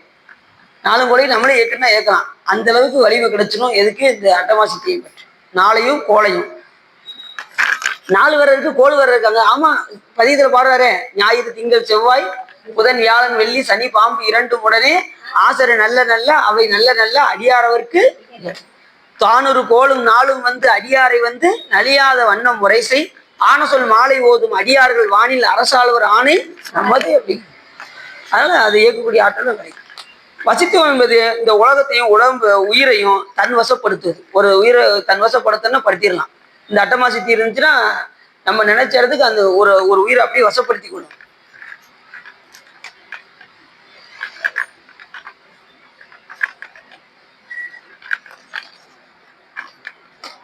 சில பேர் நினைக்கிறாங்க அந்த அட்டமாசித்தியை பயன்படுத்தி கொண்டு தீய வழியில அதை செலவழிக்கிறதுனால அவர்கள் அழிந்து போகின்றனர். சுரபத்மன் எல்லாம் நல்ல தவம் செஞ்சவன் தான். ஆனா என்ன, அந்த பெற்ற வரத்தை கொண்டு அதை தவறான வழியில பயன்படுத்த போய் தான் அவனால முடியல. புரியுது அவங்களுக்கு? எல்லா அசுரர்களுமே அப்படிதான். நல்ல தவம் புற்றுமாய் மரமாய் புனல்காலை உண்டியாய் அண்ட வானவரும் போய் தொழக்கூடிய பெருமான். அவன் புத்தெல்லாம் முளைச்சிரும், அந்த அளவுக்கு தவம் செய்வாங்க. கடைசி அற்பத்தனமா எனக்கு 1008 அண்டங்களையும் 108 யுகங்களாக ஆளணும்னு யாரு கேட்டா? சூரபத்மன் கேட்டா. அவ்வளோ தவம் செஞ்சுட்டு அங்கங்களையெல்லாம் வெட்டி வெட்டி நெருப்புல எரிஞ்சான் சூரபத்மன். சாமி அவனுக்கு காட்சியை கொடுக்கல. எவ்வளவு தவம் இருந்தாலும் அன்பு இருக்கணும். அன்பு இல்லாம நீங்க எவ்வளவு தவம் செஞ்சாலும் வீண். அங்குகளை வெட்டி போட்டான். தன் உடலையே மாய்த்து நெருப்புல உள்ள போட்டான். இப்ப இறந்து போயிட்டான் சூரபத்மன் முதல்ல வர வாங்கும் போதே. அப்ப அவருடைய அண்ணன் யாரு? சிங்கமுகாசுரன். அவனுக்கு சிவபெருமான் போய் காட்சி கொடுத்த அவனுடைய அன்புக்கு. ஏன்னா அவன் ரொம்ப நல்லவன் சிங்கமுகாசுரன். என்ன வேண்டும் கேள் அப்படின்னு சொல்லி சிவபெருமான் சொல்ல, சிங்கமுகாசுரன் சொன்னா, சாமி எங்க அண்ணன் உயிரோட வரணும் அப்படின்னு. இறந்த அண்ணன் சூரபத்மன் உயிரோட வந்தான். சரி வேற ஏதாவது வேணுமான்னு கேட்பாரு. எப்பயுமே தெரிஞ்ச விஷயம் தான். சிவபெருமான் ஒரு வாரத்தோட விட்டுற மாட்டார். வேற ஏதாவது வேணுமாப்பான்னு கேட்டாரு. இப்ப இனிமே எங்க அண்ணன் உங்ககிட்ட கேட்பாரு அப்படின்ட்டான். அங்க ஆரம்பிச்சது கந்தபுராணம். அங்க இருந்து ஆரம்பிச்சு கிட்டத்தட்ட அது பாட்டு போய்கிட்டே இருக்கும். 1,00,000 கிரகங்களை கொண்ட கந்தபுராண சிவ ரகசிய காண்டம்னே பேரு. அதுக்கப்புறம் தான் அவன் என்ன பண்ணா, 1008 அண்டங்களையும் 108 யுகங்களாக ஆளணும்னு சொல்லி சந்தோஷத்துல குதிச்சான் பாருங்க.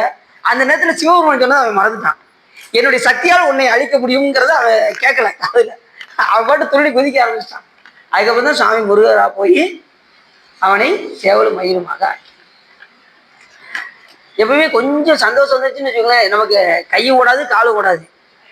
அதுலேயும் சின்ன பிள்ளைய பார்த்துருக்கீங்களா? சின்ன பிள்ளை ரொம்ப சந்தோஷமா இருந்துச்சுன்னா என்ன செய்யும்? பிடிச்சி கையை வச்சு கடுக்கி வச்சிரும். சின்ன பிள்ளைக்கெல்லாம் பார்த்தீங்கன்னா ரொம்ப சந்தோஷமா இருந்ததுன்னு வச்சுக்கோங்களேன், கையை அதுக்கு சின்ன பிள்ளைலாம் வச்சிருக்கும் போது கொஞ்சம் பார்த்து வச்சிருக்கணும். இல்லைன்னு வச்சுக்கோங்க அடிச்சு வச்சிருக்கோம். அது கொஞ்சம் சந்தோஷம் ஆயிடுச்சு, கையில ஏதாவது பொருளை கொடுத்துட்டீங்கன்னு வச்சுக்கோங்களேன், அதுலேயே அது ரொம்ப குஷியாயிடும். அது மாதிரி இப்ப அதை சொல்றாரு, பட்டமங்கையில் பாங்காயிருந்தும் அட்டமா சித்தி அருளிய அதுவும். அட்டமா சித்தி பெற்று அருளின பெருமன் கூடு விட்டு கூடு பாய்ந்து. எத்தனையோ பேர் கூடு விட்டு எல்லாம் கூடு பாய்ஞ்சிருக்காங்க. ஆனா இவர் என்ன பண்ணாரு? கூடு விட்டு கூடு பாய்ந்து எதுக்காக போனாரு? அருளின பெருமான் அந்த பாரிஜாத மலரை எடுப்பது, விண்ணுலோகத்தில் இருக்கக்கூடிய பாரிஜாத மலரை எடுப்பதற்காக கிளிவுருவத்தில் போய் சென்று அந்த மலரை எடுத்து கொண்டு வந்து மன்னருடைய கண்ணில் வைத்து, அவனுடைய பிரபுடதேவ மகாராஜன் பேரு, அவருடைய பேரு அந்த பாட்டுல சொல்றாருல, பிரபுடதேவ மகாராஜன், அந்த பாட்டு திருப்பூர்ல சொல்றாருல, அவருக்கு கண்ணு இழந்திருக்கும் போது அந்த பாரிஜாத மலரை விண்ணுலகத்திலிருந்து கொண்டு வந்து கொடுத்ததும் அவனுக்கு கண்ணு தெரிஞ்சிச்சு. சரி கிளியூரத்துல வந்து கொடுத்து முடிச்சது தன் உடலை தேடுறாரு. சம்பந்தாண்டன் அந்த உடலை எரிச்சிடும். ஏன்னா எப்பவுமே பார்த்தீங்கன்னா ஒரு நல்லவர் இருந்தா கண்டிப்பா யார் இருப்பா? ஒரு தீயவர் கண்டிப்பா இருக்க. ஒரு பகைவர் இல்லாம இருக்கவே இருக்காது உலகத்துல. இன்னொன்னா பகைவர் இருக்கிறது நமக்கு நல்லது. ஏன்னு கேட்கீங்களா? அப்படிதான் நம்ம முன்னேற முடியும். இல்லைன்னா முன்னேற முடியாது. உங்களுக்கு ஒரு ஆளு எது இருந்தா தான், வீடு வாங்கிட்டான், நாம அவனுக்கு மேல ஒரு வீடு வாங்கணும் என்ன உங்களுக்கு எப்போ வரும்? அப்பதான் ஸ்கூல்ல படிக்கும்போது அடியணும் இன்னொருத்தரும் போட்டி போட்டு படிச்சுட்டே இருப்போம். இந்த பையன் பேரு ஜெய்கணேசன் பேரு, அடியின் பேரு சரவணன். பேரு பாருங்க, கணேசன் சரவணன். 2 பேரும் எதிர்வா இருப்போம். என் கூட விளையாடுற மாதிரியே விளையாடுவான். யாரு? அந்த பையன் என் நண்பர். விளையாடுற மாதிரியே விளையாடுவான். பார்த்தா ஃபர்ஸ்ட் ரேங்க் எடுத்துருவான். எப்படி நம்ம கூட தான் விளையாடுறான், படிக்கவே மாட்டேங்கான். எப்படின்னு பார்த்தா படிச்சுக்கிட்டு இருக்குது. ஒரு நிமிஷம் ஒண்ணுக்கு போயிட்டு வரேன்னு சொல்லி உள்ள போய் கதவை கூட்டி படிச்சுக்கிட்டு இருக்குது. எப்படி வழி? நான் ஒரு நாள் என்ன பண்ணேன், விளையாண்டுக்கிட்டு இருக்கும்போது இரண்டு திடீர்னு பார்த்துட்டு போறவே ரொம்ப நேரம் கழிச்சு வரானேன்னு சொல்லி அவன் வீட்டுக்கு போய் பார்த்தா உட்காந்து படிச்சுக்கிட்டு இருக்கான். ஓ இதுதான் மேட்ரா, நான் பாத்துக்கிறேன் அப்படின்ட்டு. அதுக்கப்புறம் அவனுக்கு தெரியாம படிச்சு அவனுக்கு முன்னாடி இப்படி மார்க் 2 பேரும் மாத்தி எடுத்தோம். நான் அடியும் சுமாராதான் படிப்பேன், அவன் நல்லா படிப்பான். இதான்னு சொல்றேன். இருந்தாலும் அவன் பக்கத்துலயாவது போகணும்ல. ஏன்னா நம்ம கூடயே விளையாடுற மாதிரியே தெரியுது, நல்ல நிறைய மார்க் எடுக்கிறானேன்னு நினைக்கட்டும். பார்த்தா இந்த மாதிரிலாம் இருப்பாங்க, கூடயே இருப்பாங்க, நம்மகிட்டயே குழி பறிப்பாங்க. அப்படிலாம் ஆள் இருப்பாங்க. நம்ம கூடயே வந்து, இங்க ஒரு நீ அவளை நம்பாத, நீ யாரையும் நம்பாத, நான் சொல்றதை மட்டும் நீ கேளு, கூட இருந்து இவன் எல்லா வேலையும் பண்ணிக்கிட்டு உங்க எதிரி வேற எங்க உங்க பக்கத்துலயே இருப்பாங்க. சரி, அப்படி அட்டமா சித்தி அருளிய அதுவும் வேடுவனாகி வேண்டுரு கொண்டு காடது தண்ணில் கறந்த கள்ளம்.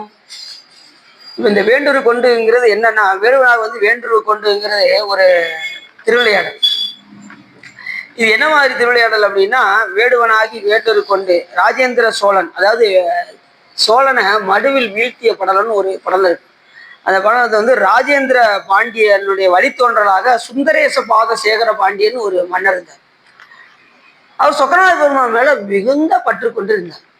எந்த நேரத்திலையும் கோயிலில் போய் சொக்கநாத பெருமானை போய் சென்று சென்று வழிபாடு செய்வார். இந்த சுந்தரேச பாதசேகர பாண்டியன் சிவன் மேல மிகுந்த விருப்பம். அப்படி அப்படி மிகுந்த பற்று கொண்ட ஒரு மன்னராக இருந்தார். அப்பொழுது அவருடைய படைபலத்தை அவர் என்ன பண்ணார் அப்படின்னா, அவருடைய படைபலத்தை எல்லாம் குறைத்து கொண்டு, ரொம்ப படையெல்லாம் நமக்கு வேண்டாம், அதுக்கு செலவழிக்கிற பணத்தை சிவபுண்ணியத்துக்கு வைத்துக் கொள்வோம், சிவ தொண்டு செய்வோம் என்று அந்த சுந்தரேச பாதசேகர பாண்டியன் சிவ தொண்டுக்காகவே அந்த பணத்தை முழுவதும் செலவழித்து வந்தார்.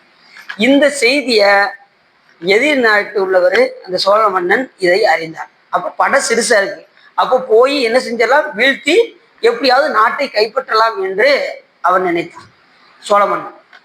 அந்த சோழ மன்னனுடைய பேர் என்னன்னா பரிக்கோர் சேவகன் பேரு. ஏன் இவனுக்கு பரிக்கோர் சேவகன் அப்படின்னா, 1000 பேர் இருந்தாலும் இவன் ஒருத்தன் போதுமா, அத்தனை பேரையும் வீழ்த்திடுவானா, அந்த அளவுக்கு வலிமை கொண்டவன் இந்த பரிக்கோர் சேவகன் என்பவன். அப்ப இவனை இவன் ஒருத்தனே 1000 பேரை வீழ்த்துவான்னா, அப்ப யோசிச்சு பாருங்க, இவங்க படைபலம் வேற ரொம்ப பெருசா இருக்கு. இப்ப சுந்தரேச பாதசேகருடைய படைபலம் ரொம்ப சிறுசா இருக்கு. இப்ப இவனே ஒரு 1000 பேரை அழிக்கிறான் அப்படின்னா, அவங்க படையே மொத்தமே அவ்வளவுதான் இருக்கு, சின்ன படை, எப்படி போய் அழிக்க முடியும், ரொம்ப கஷ்டம். உடனே இவர் என்ன பண்ணாரு, இந்த பரிக்கோர் சேவகன் சோழ நாட்டை சோழ நாட்டிலிருந்து பாண்டிய நாட்டுக்கு போய் சென்று அந்த படையை வெல்ல வேண்டும் என்று விரும்பினது. உடனே இவர் இந்த செய்தியை அறிந்து சொக்கநாத பெருமான்கிட்ட போய் விண்ணப்பிக்கிறார். யாரு, இந்த சுந்தரேச பாதசேகர பாண்டியன். பெருமானே, அடியன் ஒவ்வொன்றும் உனக்காக தானே பெருமானே செலவிட்டு கொண்டிருக்கின்றேன். என்னுடைய படைகளை எல்லாம், பெரும் படைகள் எல்லாம் வேண்டாம் என்று, சிறுபடையே போதும் என்று, அந்த அத்தனை இதையும் நான் உனக்காக தானே செலவிடுறேன் பெருமானே, இந்த இதுல இருந்து நீ என்னை காப்பாற்றக்கூடாதா என்று அந்த சுந்தரேச பாதசேகர பாண்டியன் சிவபெருமானிடம் போய், சொக்கநாத பெருமான்கிட்ட போய் முத நாள் இரவு போய் மன்றாடுறான். சாமிகிட்ட போய் தன்னுடைய உண்மையான பக்திக்கு இறங்கி சிவபெருமான் அவருக்கு கனவுல சொல்றாரு, இப்ப நீ கவலைப்படாத, நீ எப்பயும் போல உன்னுடைய படையை எடுத்து கொண்டு போய் செல், ஆனா உனக்கு வெற்றியை யாம் தந்து அருள்வோம் அப்படின்னு சொல்லி சிவபெருமான் சொல்றாரு. யாருக்கு, இந்த சுந்தரேச பாதசேகர பாண்டியன். படம் சிறுசா இருக்கு, அவங்க படம் பெருசா இருக்கு, எப்படி முடியும் அப்படின்னதும் சிவபெருமான் சொன்னதுக்கு அப்புறம் அவர் தைரியம் ஆயிட்டார். கனவுல சொன்னதும் இனிமே நமக்கு எந்த கவலையும் இல்லை, நம்ம துணிஞ்சு போயிடுவோம் அப்படின்னு சொல்லி சாமி என்ன பண்றாரு, நீ தைரியம் போப்ப நான் பாத்துக்கிறேன் அப்படின்னு சொல்லி படையில வந்தாச்சு. இப்ப இவங்க படையில வந்ததுமே அவன் பாக்குறான், அவனுக்கு பார்த்து எப்படி தெரியுதா, இது பெரும்படை போல தெரியுதான், சிறும்படையா தான் வர்றாரு பாண்டிய மண்ணு. ஆனா இந்த சோழனுக்கு எப்படி தெரியும், பரிக்கோர் சேவனுக்கு எப்படி தெரியுதுன்னா, பெரும்படை திரண்டு வர்ற மாதிரி இருக்கும். அந்த அளவுக்கு சாமி அவருக்கு காட்டுறாரு கண்ணுல. இப்படி இவரு சண்டையிடுவதற்கு வர, இங்க போக, இப்படி 2 பேரும் நிறைய போர் பொழுது அத்தனை பேரையும் சாமி சமாளிக்க வைக்கிறாரு. கடைசி இவர் என்ன செய்யறாரு, ஒரு வேடுவனாக போய் சென்று அம்பை எடுத்து அந்த பரிக்கோர் சேவனுக்கு முன்னாடி போய் நிற்கிறார் சாமி. நின்று இந்த ஒற்றை சேவன் இவன் கூட நம்ம சண்டை போடவா அப்படின்னு நினைச்சான்ல, சாமிக்கு எதிரும் புதிருமா 2 பேரும் சண்டை போடுறாங்க அந்த பரிக்கோர் சேவன் கூட. உடனே இவர் குதிரை எடுத்துக்கிட்டு துரத்திக்கிட்டே போனார். இவன் பின்னாடியே வந்தான். யாரு, இந்த பரிக்கோர் சேவகன் சாமி பின்னாடியே வந்தான். சாமி வேகமா போய் ஒரு மடுவுல போய் அப்படி கீழே உள்ள விழுகிற மாதிரி போனார். உள்ள போய் சிவபெருமான் மறைஞ்சிட்டாரு. இவன் என்ன செஞ்சான், அந்த மடுவுல போய் உள்ள விழுந்து இறந்தான். இந்த பரிக்கோர் சேவன் வெற்றி யாருக்கு ஆக்கி தந்தார் சிவபெருமான், இந்த பாண்டிய மன்னனுக்காக, சுந்தரேச பாதசேகர பாண்டியன். இப்போ எவ்வளவு கருணாமூர்த்தி பாருங்க, தன்மேல் அன்பு கொண்ட அந்த பாண்டிய மன்னனுக்கு நம்ம வெற்றியை தர வேண்டும் என்று சிவபெருமான் என்ன பண்ணாரு, யார் உண்மையான பக்தியோடு இருக்கின்றார்களோ அவர்களுக்கு சிவபெருமான் என்ன வேணாலும் செய்யும். அதே மாதிரி இப்ப சென்ற முறை ஒரு திருவிளையாடல் சொல்லும்போது, துரோகம் செய்தால் அவர்களுக்கு சுவாமி துணை நிற்க மாட்டார், மறந்துடக்கூடாது. துரோகம் செய்தால் சிவபெருமான் துணை. அப்ப என்ன செய்யணும், உண்மையான அடியாரர் வேண்டும் வேண்டும் மெய்யன்பு, அது எத்தனை தடவை சொல்ற, வேண்டும் வேண்டும் மெய்யன்பு அப்படின்னு சொல்றாரு, பிறவே வேண்டும் மெய்யன்பு அப்படிங்கிறார். அதுல இன்னொரு இடத்துல பேராமை வைக்க வேண்டும் பெருமானை, பேரன்பு பெயராமை வைக்க வேண்டும். அந்த அன்பு பேரவே கூடாது, அந்த அளவுக்கு அன்பு உன் மேல வைக்கணுங்கிறார். இப்படி எல்லா ஞானிகளுமே கேட்கக்கூடியது என்னன்னா இறைவன் மேல் அன்பு ஒன்றைத்தான் கேட்கின்றார். நம்ம சைவ சமயமே அன்பு ஒன்றுதான். சாமி எப்படிப்பட்டவர்? அன்பு மிகுவா அருள் மிகுவா. நீ அன்பு கொடுத்தா சிவபெருமான்றது என்ன வரும்? அருள். அருளுடையார் எல்லாம் உடையார், அன்புடையார் எல்லாம் உடையார். அன்பு இருந்தா போதும் சாமி கிட்ட. அது உண்மையான அன்பா இருக்கும். உண்மையான அன்புடையவர்கள் எப்படி இருப்பாங்க அப்படின்னா எதுவும் பேச மாட்டாங்க. சாமி மேல உண்மையான அன்பு வந்துச்சுன்னு வச்சுக்கோங்களேன், அவங்க இந்த உலகத்துல எப்படி இருப்பாங்கன்னா செத்தாரை போலே திரிவாங்க. எப்படி இருப்பாங்க? யார்ட்டையும் பேச்சு வச்சுக்கிறாங்க, அமைதியா சிவபெருமானையே உட்காந்து சிந்திச்சுக்கிட்டே இருப்பாங்க. எது மேலேயும் அவங்களுக்கு பட்டு இருக்காது. பாறாங்கல்லே மேலே விழுந்தாலும் அவங்க கவலையே பட மாட்டாங்க. எல்லாம் வினையினால வருதுன்னு நினைப்பாங்க. அவங்க பேர் ஜீவன் முக்தர்கள் பேர். இந்த உலகத்துல இருப்பாங்க, என்ன முழுவதும் யார்கிட்ட இருக்கும்? சுவாமி மேல. அதான் ஜீவன் முக்தர். அதனாலதான் அப்படிப்பட்ட ஜீவன் முக்தர்களே போய் என்ன செய்யணுமா? திருக்கோயில போய் வழிபாடு செய்யணும். ஜீவன் முக்தர்களுக்கே நம்மளாம் ஏமாத்திரம் சொல்லுங்க பார்ப்போம். நம்மளும் என்ன சரி 4 காலம் போனாலும் தகும் நமக்கு. ஆனா நம்ம குடும்ப சூழ்நிலை காரணமாக ஒரு வேலையாவது போய்க்கிறேன் சுவா அப்படிங்கிறது. அதுலயும் அம்மா என்ன சொன்னாங்க? ஆலயம் தொழுவது சாலம். அப்போ சாமி என்ன சொன்னாரு? ஒரு காலம் திருக்கோயில் சூழாராய்.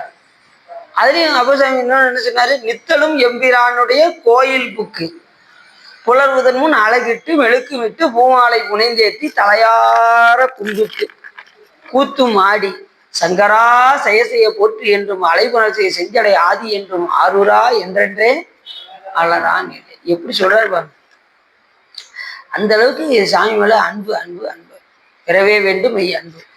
எத்தனை பேர் சாமி மேல அன்பு செலுத்தி மோட்சி அடைஞ்சிருக்காங்க. ஞானசம்பந்த பெருமான், திருநாவுக்கரசு பெருமான், ஞானிகள்லாம் அதுவும் எப்படி அன்பா இருப்பாங்கன்னா அளவுபடாததோர் அன்போடு காண்பான் கடை கணிக்கின்றே இளமனாகுதலுவேறு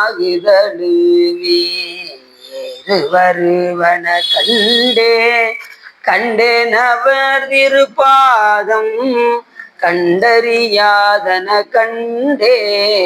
சிவபெருமான் மேல எப்படி அன்பு வரும்? இந்த உலகத்துல நீங்க என்ன சாமி, நான் இன்னைக்கு வேற எதையும் செய்ய மாட்டேன், நான் ஒன்னதான் பார்ப்பேன், உன் திருக்கோயிலுக்கு நான் வருவேன், உன்னுடைய நாமத்தை தான் சொல்லுவேன் இப்படின்னு உலகத்துல நீங்க கொஞ்சம் கொஞ்சமா காலத்தை உங்களுக்கு நீங்க வேஸ்டா போற காலத்தெல்லாம் இறைப்பணியாக நீங்க பயன்படுத்துறீங்கன்னா உங்களுக்கு சாமி மேல என்ன வந்திருக்குன்னு அர்த்தம்? அன்பு வந்திருக்குன்னு அர்த்தம். இறைவனை மறந்து நாம இதுக்கு அதிக நேரம் செலவிட்டோம்னு வச்சுக்கோங்க, டிவி பாக்குறது, செல்போன் பாக்குறது, இதுக்கு அதிகமா செலவிட்டோம்னா அன்பு குறைவுன்னு அர்த்தம். இதை நீங்க தெரிஞ்சுக்கலாம். இதுல 4 வகை பிரிவு இருக்கு. இறைவன் மேல அன்பு செலுத்துவதற்கு 4 வகை பிரிவு. சத்தினி பாத வகைகள் பேரு. சிவபெருமான் மேல கொஞ்சம் அப்பப்ப போய் காலையில போய் கும்பிட, சாயங்காலம் போய் கும்பிட, இந்த மாதிரி இருந்தா இதுக்கு என்ன பேருன்னா கால்வாசி சிவபெருமான் மேல அன்பும் 3/4வாசி உலகத்திலே இருந்தா அவங்களுக்கு பேரு மந்ததரம்னு பேரு. அவங்க எந்த வகையில இருப்பாங்க? மந்ததர வகையத்துல இருப்பாங்க. பாதி சிவபெருமான்ட்டையும் பாதி உலகத்திலையும் இருந்தாங்கன்னு வச்சுக்கோங்க, அவங்க மந்தத்துல இருப்பாங்க. 3/4வாசி சாமி கிட்டையும் 1/4வாசி உலகத்திலயும் இருந்தாங்கன்னா அவங்க தீவிரத்துல இருப்பாங்க. முழுக்க முழுக்க சாமி கிட்டையும் உலகத்துல சுத்தமா எண்ணம் இல்லாம இருந்தாங்கன்னா அவங்க தீவிர தரத்துல இருப்பாங்க. அப்படி நின்றவர் மாணிக்கவாசகர் இருப்பாங்க. தீவிரதர நிலையில இருந்தவர் தான் மாணிக்கவாசகர். ஞானத்தின் ஞானமாக திகழ்ந்தவர் மாணிக்க வாசகர். அப்ப சத்தினிவாத வகைகள் அப்படின்னு எடுத்தோம்னா மந்தம், மந்ததரம், அப்புறம் மந்தம், அப்புறம் தீவிரம், அடுத்து தீவிரதரம். முதல்ல இருக்கக்கூடியது மந்ததரம், கடைசியில் இருக்கக்கூடியது தீவிரதரம். புரியுது உங்களுக்கு? இதுல நாம எந்த கேட்டகரியில இருக்கோம்னு நீங்களே முடிவு பண்ணிக்கோங்க. எந்த கேட்டகரியில இருக்கீங்க? பெரும்பாலும் இந்த முதல்ல சொன்னீங்க பாருங்க, அதுலதான் சொன்னாங்களே இருக்கோம் அப்படிங்கிறது. எல்லாருமே கால்வாசி அப்பப்ப எப்பயாவது போய் கோயில்ல போய் தரிசனம் பண்ணிட்டு வர நிலையில தான் நம்மளாம் இருக்கோம். அதை கொஞ்சம் கொஞ்சமா நம்ம என்ன செய்யணும்? ஒரு பாதியாக்கணும். இந்த பிறவில கொஞ்சமாவது பாதியாக்கணும். அதுக்கப்புறம் வாய்ப்பு கிடைக்கும் போது அதுக்கப்புறம் அடுத்த ஒரு பிறவி வந்தாலும் 3/4வாசி ஆகும்.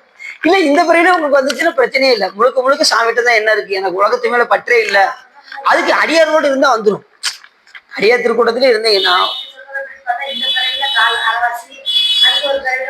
பக்குவம் வர்ற வரைக்கும் பிறவி வந்துகிட்டே இருக்கும் சார். பக்குவம் வரும் வரைக்கும் பிறவி வந்துகிட்டே இருக்கும்.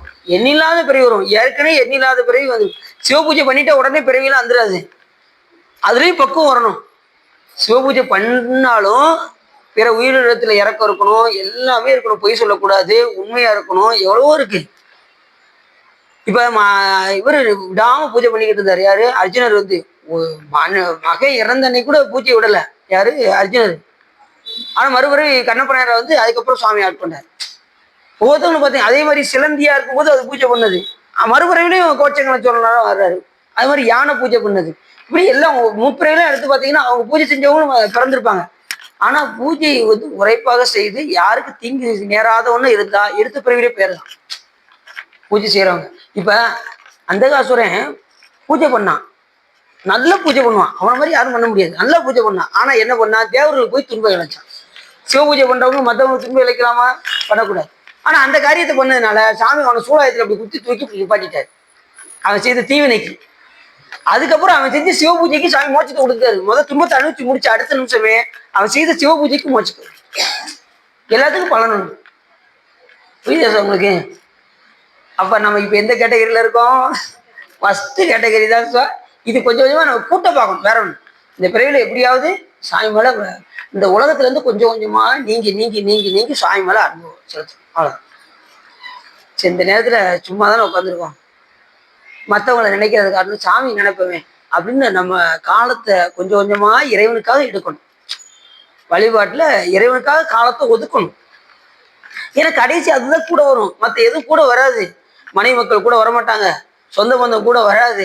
நீங்க சேர்த்து வைத்த செல்வம் கூட வராது. ஊரும் சதமல்ல, உற்றா சதமல்ல, உற்று பெற்ற பேரும் சதமல்ல, பெண்டி சதமல்ல, பிள்ளைகளும் சீரும் சதமல்ல, செல்வம் சதமல்ல. எதுதான் சதம்? நின் தாழ் சதம் கட்சி ஏகம்பனே பட்டினத்தை சொன்னாரு. நின் தாழ் சதம் சிவபெருமானுடைய திருவடி ஒன்றுதான் சதம். அது ஒண்ணுதான் நிலையானது. மற்ற எதுவுமே நிலையாது. இந்த இளமை நிலைவையா இருக்குமா? சின்ன பிள்ளையில கண்ணாடியில சீவுறது, கடைசி 80 வயசானாலும் அந்த கண்ணாடி விடுறது இல்லை. அதை பார்க்க பார்க்க பார்க்க அதுலயும் பார்த்தீங்கன்னா தசரதன் ஒரு முடி நரைச்சிருச்சான். உடனே காட்டுக்கு தவம் செய்ய போயிட்டான். அந்த காலத்துல ஒரு முடி நரைச்சாலும் காட்டுக்கு தவம் செய்ய போயிடுவாங்க. இன்னைக்கு எத்தனை பேருக்கு நரைச்சாலும் யாரும் காட்டுக்கு போறாங்களா? அந்த ஜோலியே கிடையாது. நீங்க ஒண்ணு என் பேரம் பேர்த்தைகள்லாம் பார்க்கணும். நீங்க அப்படின்ட்டு சிவம் அப்படித்தானே இருக்கோம். நம்ம ஒரு முடி நரைத்தாலே நம்ம தவம் செய்ய ஆரம்பிச்சிடணும். சாமி கொடுக்குற முதல் நோட்டீஸே எதுன்னா இந்த நரை தான். இப்ப நரை விழுந்துருச்சு, நீ என்ன வழிபாடு பண்ண ஆரம்பிச்சிட்டியா இல்லையா அப்படின்னு சாமி ஒரு நோட்டீஸ் கொடுப்பாரு. நம்ம ஆளு பதில் நோட்டீஸ் டை அடிச்சு பதில் நோட்டீஸ் ஆகுது. சிவபெருமானுக்கு பதில் நோட்டீஸ். 2வது நோட்டீஸ் சாமி கொடுப்பாரு. தெர எதுனாலும் கொஞ்சம் தள்ளி இருந்து பேசுங்க சார், எனக்கு கொஞ்சம் சரியா தெரிய மாட்டேங்கி அப்படிங்கிறோம்ல. இதெல்லாம் எடுத்துக்கிறோம். பார்க்கறதே கொஞ்சம் ஒரு மாதிரி தள்ளி வச்சு பார்க்குறோம். திரையை கொடுத்தா நம்மளால கண்ணாடி போட்டு பதில் நோட்டீஸ் சிவபெருமானுக்கு. அதுலயும் பார்த்தீங்கன்னா இப்ப சர்வசாதாரணமா இரவு முழுவதும் செல்போன் பார்த்து கண்ணை பூரம் கெடுத்து கண்ணாஸ்பத்திரியில கூட்டம் பயங்கர கூட்டம். அதை கேட்டாலும் மதுரைக்கு ஒரு ஆளை பார்க்க போயிருந்தேன். கண் ஆபரேஷன் பண்ணான்னு சொல்லி பார்க்க போயிருந்தேன். பார்த்தா கூட்டம் நிரம்பி வழியுது. என்னங்க பூரா செல்போனை பார்த்து பார்த்து இந்த நிலங்க அப்படின்னு அவங்களே சொல்றாங்க. இரவு முழுவதும் செல்போன் பார்த்து இப்படி கண்ணை கெடுத்துட்டு வந்து உட்காந்துருக்கேன் அப்படிங்கிறாங்க. அப்ப யோசிச்சு பாருங்க. நீங்க காலகாலத்துல உறங்கினீங்கன்னா காலையில வெள்ளத்துக்கு செஞ்சு வழிபாடாவது பண்ணலாம். அதை போய் உட்காந்து பார்த்து யோசிச்சு பாருங்க. ஒரு 10 மணிக்கு தூக்கி எடுத்து வச்சுட்டு நீங்க வாட்டு நிம்மதியா சிவபெருமான அஞ்சலத்தை சொல்லிட்டு நிம்மதியா உறங்கினீங்கன்னா எப்படி எந்திக்கலாம்? காலையில நல்ல ஃப்ரெஷ்ஷா எந்திக்கலாம்ல, எந்திரிச்சு வழிபாடு பண்ணலாம்ல. எல்லாருமே அப்படிதான் போய் நிக்கிறாங்க. அவங்க அதுலயும் பாத்தீங்கன்னா ஒருத்தங்க நான் அடின்னு பார்க்க போனாலும் வந்து லென்ஸ் உள்ள வச்சிருக்காங்க. அதை கசக்கி வெளியே எடுத்துட்டாங்க. லென்ஸே மறுபடியும் ஒரு ஆபரேஷன் அவங்களுக்கு. அப்ப எப்படி இருக்கு பாருங்க. கண்ணை கசக்கிட்டாங்கன்னா லென்ஸ் விளையிடுச்சு போல தெரியும்.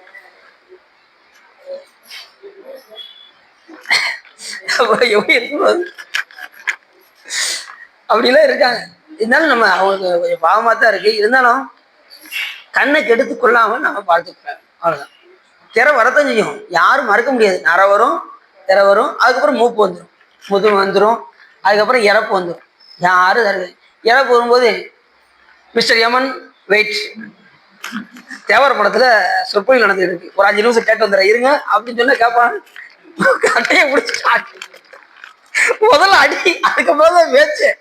கேட்டா 83 வயசு ஆகுது. இத்தனை நாள் என்னைக்காவது போய் ஒரு சொற்பொழில் கேட்டுக்கலாம, இல்ல தேவர மரத்துல போய் பாட்டாவது பாடிக்கலாம்ல. இப்ப கடைசி நேரத்துல நீ என்ன செய்ய போற அப்படின்னு சொல்லி அடிச்சு இழுத்துட்டு போவோம். யாரு அப்ப அதுக்கு முன்னாடி என்ன செய்ய, உனைத்தினம் தொழுதிலன் உனது இயல்பினை உரைத்திலன் பல மலர்கொடு உனதடியினை உற பணிந்திலன் ஒரு தவம் இலன் உனது அருள் மாறா. யார் சொல்றா? அருணையும் அது சொல்றாரு.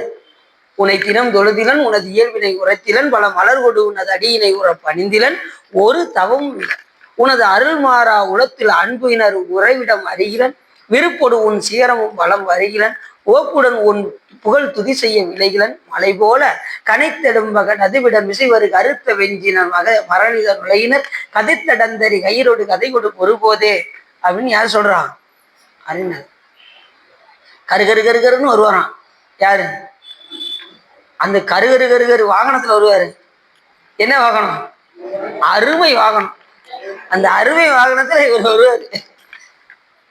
அத கருத்த வெஞ்சின மரளித நுழையினர் கதித்தடந்தரி கயிறோடு, அதுவும் பாசக்கயிறை வீசிக்கிட்டு கதித்தடந்தரி கயிறோடு கதை கொடு ஒருபோதே களக்கருஞ்செயல் ஒளிவர அறிவுறு கருத்து நைந்து அளமுறு தலைவைகள் கணத்திலன் பயமர முதுகினில் வருவாய் அப்படிங்கிறாரு அப்படிங்கிறாரு. அப்ப நீ பெருமானே, எனக்கு முருக பெருமானே, நீ என்ன செய்யணும்? எனக்கு வேலோட வந்து எனக்கு துணை செய்யணும் அப்படின்னு யாரு சொல்றா? அப்படிங்கிறத சொல்றாரு. கணத்திலன் பய மர மயில் முதுகினில் வருவாயே, மயிலோடு வந்து எனக்கு வந்து அருள் செய்ய வேண்டும். எவன் வர்றதுக்கு முன்னாடியே எனக்கு வந்து நீ அருள் செய்ய. அப்ப அதுக்கு முன்னாடியே நாம என்ன செய்யணும்? முருகப்பெருமான் நம்மளை காப்பாற்றிடுவாரு. அதுக்கு முன்னாடி அவரு செய்ய வேண்டிய கடமை செய்யணுமே. திறம் தொழுதணும். உன்னை தினம் தொழுதிலன் உனது இயல்பினை உரைத்திலன் பல மலர் கொண்டு உனது அடியினை உற பணிந்திலன் மலர் கொண்டு அச்சிக்கணும். இதெல்லாம் செஞ்சு வைக்கணுமே. விருப்போடு சீரத்தை வளம் வரணுமே. என்ன சுவான்? கிரிவலம் சுவான்? இல்லை சுவான், கிரிவலம் எனக்கு போற மாதிரி இல்லை, நீங்க போயிட்டு வாங்க அப்படிதான் நம்ம சொல்றோம். அந்த கிரிவலம் சுற்றும் போதெல்லாம் விருப்பத்தோடு போடணுமா. விருப்போடு உன் சிகரமும் வளம் வரீங்கிற. இப்ப திருப்பரங்குன்றத்துக்கு போறீங்க, கிரிவலம் சுத்துறீங்க, பௌர்ணமிக்கெல்லாம் போறீங்களா? யாராவது போறீங்களா? யாருமே போனதில்லை. திருப்பரங்குன்றம் போனது இல்லையா? ஆனா அங்க வந்து கிரிவலம் சுத்தினது இல்லை. ஓ, பௌர்ணமி அன்னைக்கு என்னைக்கு கிரிவலம் போவீங்க? சரி, அண்ணாமலைக்கு நீங்க போறீங்கன்னு வச்சுக்கோங்களேன். அண்ணாமலைக்கு போகும்போது அந்த கிரி சுத்தும் போது விருப்பத்தோடு சுத்தணும். சிலர் பாத்தீங்கன்னா அந்த கிரிவலம் சுத்தும் போது வர்ற இதை நினைச்சா ரொம்ப வேதனையா இருக்கு. போகும்போதே ஒரு டீ, முதல்ல கொஞ்சம் தானதும் தக்காளி சாதம், அதுக்கப்புறம் தேங்காய் சாதம், இப்படி சாப்பிட்டுக்கிட்டே போனா கிரிவலம் சுத்துற மாதிரியே இருக்கும். யோசிச்சு பாருங்க. சாப்பிட்டுக்கிட்டே போகணும், வயிறு வெடிச்சிடும் அந்த அளவுக்கு. ரெண்டாவது, சிலவர் பார்த்தீங்கன்னா முற்றோதலே பண்ணிடுவாங்க. அந்த 6 மணி நேரம் சுத்தும் போது ஒரு முற்றோதல் பண்ணிடுவாங்க. முதல்ல ஆரம்பிச்சு கையில புஸ்தகத்தை வச்சு படிச்சுக்கிட்டே முற்றோதல் பண்ணிடுவாங்க. அது பெரிய சிறப்பு. அந்த மாதிரி பண்ணிடலாம். இல்லை அஞ்செழுத்தை சொல்லிக்கிட்டே சுத்தலாம். அதான் விருப்போடு உன் சிகரமும் வளம் கிடைக்கல. அந்த விருப்பத்தோடு போகணும். அப்படி போனீங்கன்னா உங்களுக்கு நேரம் போறது தெரியாது. கொஞ்ச தூரம் நடந்துட்டு மணி எத்தனை கொஞ்சம் பார்த்து சொல்லுங்க. 4 மணிக்கு நடக்க ஆரம்பிச்சிருப்பாரு. 4:30 தான் ஆகுதா? நான் 5:30 தான் நினைச்சேன். அப்புறம் கொஞ்சம் தூரம் நடக்கிறது, மணி எத்தனை வருது. இப்படி போனா கிரிவலம் சுத்துற மாதிரியா இருக்கும். யோசிச்சு பாருங்க. நீங்க விருப்பத்தோடு சுத்தினீங்கன்னா உங்களுக்கு நேரம் போறது தெரியாது. திடீர்னு கடைசி சூரியன் வந்துடும். அதுக்குள்ளே வந்துருச்சாம்பீங்க. ஒரு அந்த அளவுக்கு இறைவன் மேல ஆர்வம் வந்துருச்சுன்னா ஏன்னா அதுக்குள்ளே முடிஞ்சிருச்சேன்னு நினைப்பீங்க. இல்லைன்னு வச்சுக்கோங்க, டயத்தை கேட்டுக்கிட்டே தான் போவீங்க. அந்த மாதிரி கொஞ்சம் வித்தியாசம். சரி, அப்படி யமன் வருவதற்கு முன்னாடி நாம செய்து வைக்க வேண்டிய வேலையை செய்து வைத்து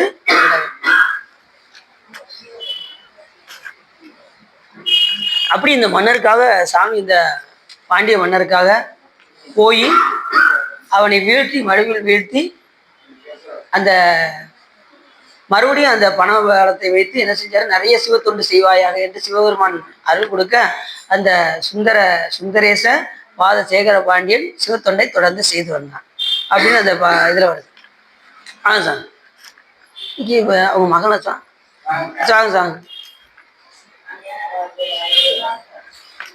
ஆமா வரும். அதான் வச்சிருக்காங்களா? சரி.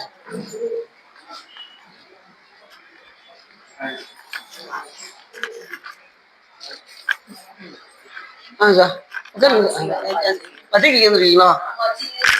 சரி, ரைட்டு, ஓகே. வேடுவனாகி வேண்டுரு கொண்டு காடது தண்ணில் கறந்த கள்ளம். அப்படி சுவாமி என்ன பண்ணாரு? அந்த மடுவில் போய் விழ வைத்து அந்த பாண்டிய மன்னருக்காக வெற்றியை தேடி தந்தார். அந்த சிறப்பு சொல்லி மெய்காட்டிட்டு வேண்டுரு கொண்டு தக்கான் ஒருவன் ஆகிய தன்மையும். இது எப்படின்னா இது ஒரு வரலாறு. மெய்காட்டிட்ட படலும் பேர். அனந்தகுண பாண்டியனுடைய மகனாக திகழ்ந்தவர் குலப்பூடன பாண்டியன் என்பவர். அவர் ஆட்சியில சுந்தர சாமந்தன் என்ற ஒரு சேனாதிபதி இருந்தார். இந்த குலப்பூடன பாண்டியனுக்கு ஒரு சேனாதிபதி, அவனுக்கு சுந்தர சாமந்தன் என்ற ஒரு சேனாதிபதி இருந்தார். அவன் எப்படிப்பட்டவன்னா சொக்கநாத பெருமான் மேல மிகுந்த பற்று கொண்டான். அந்த சேனாதிபதி, மன்னருடைய சேனாதிபதி சுவாமி மேல மிகுந்த பற்று கொண்டான்.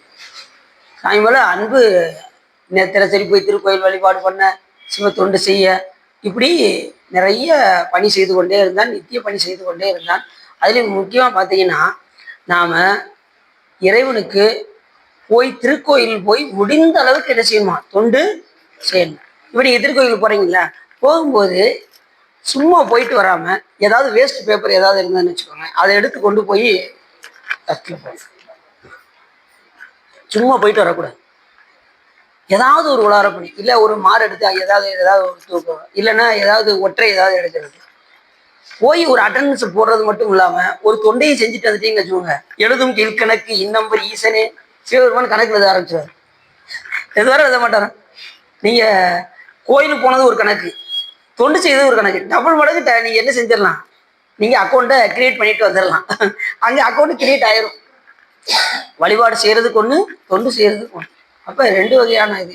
எப்படி அடியார்களுக்கு நீங்கள் செய்கிறீங்களோ அதே போல் கோயிலுக்கு போகும்போது ரெண்டு வகையான சிவபுண்ணியத்தை நீங்கள் பெற்றுக்கொண்டு வரணும். வடமாட கோயில் பகவர் கொன்றியில் நடமாட கோயில் நம்பருக்கு அங்கு ஆகா, நடமாட கோயில் நம்பருக்கு ஒன்றியில் வடமாட கோயில் பகவருக்கு அதாமே என்று சொல்வதற்கிறங்க அடியார்கள் கொடுத்தா யாருக்கு போயிடும், சிவபெருமானுக்கும் சேர்ந்து.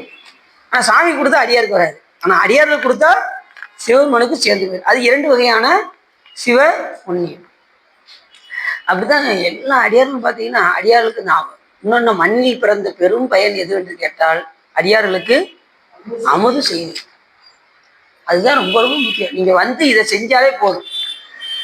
மண்ணினில் பிறந்தார் பெரும் பயன், மதிசூடும் அன்னலார் அடியாதமை அமுது செய்வித்தல், கண்ணினால் அவர் நல்விழா பொலிவு கண்டார்கள், உண்மையாமையில் உலகர் முன் வருகன உரைப்பார் என்று யார் சொல்றா, சேக்கிழார் சுவாமி சொல்றார் ஞானசம்பந்த பெருமானுடைய வரலாறுல.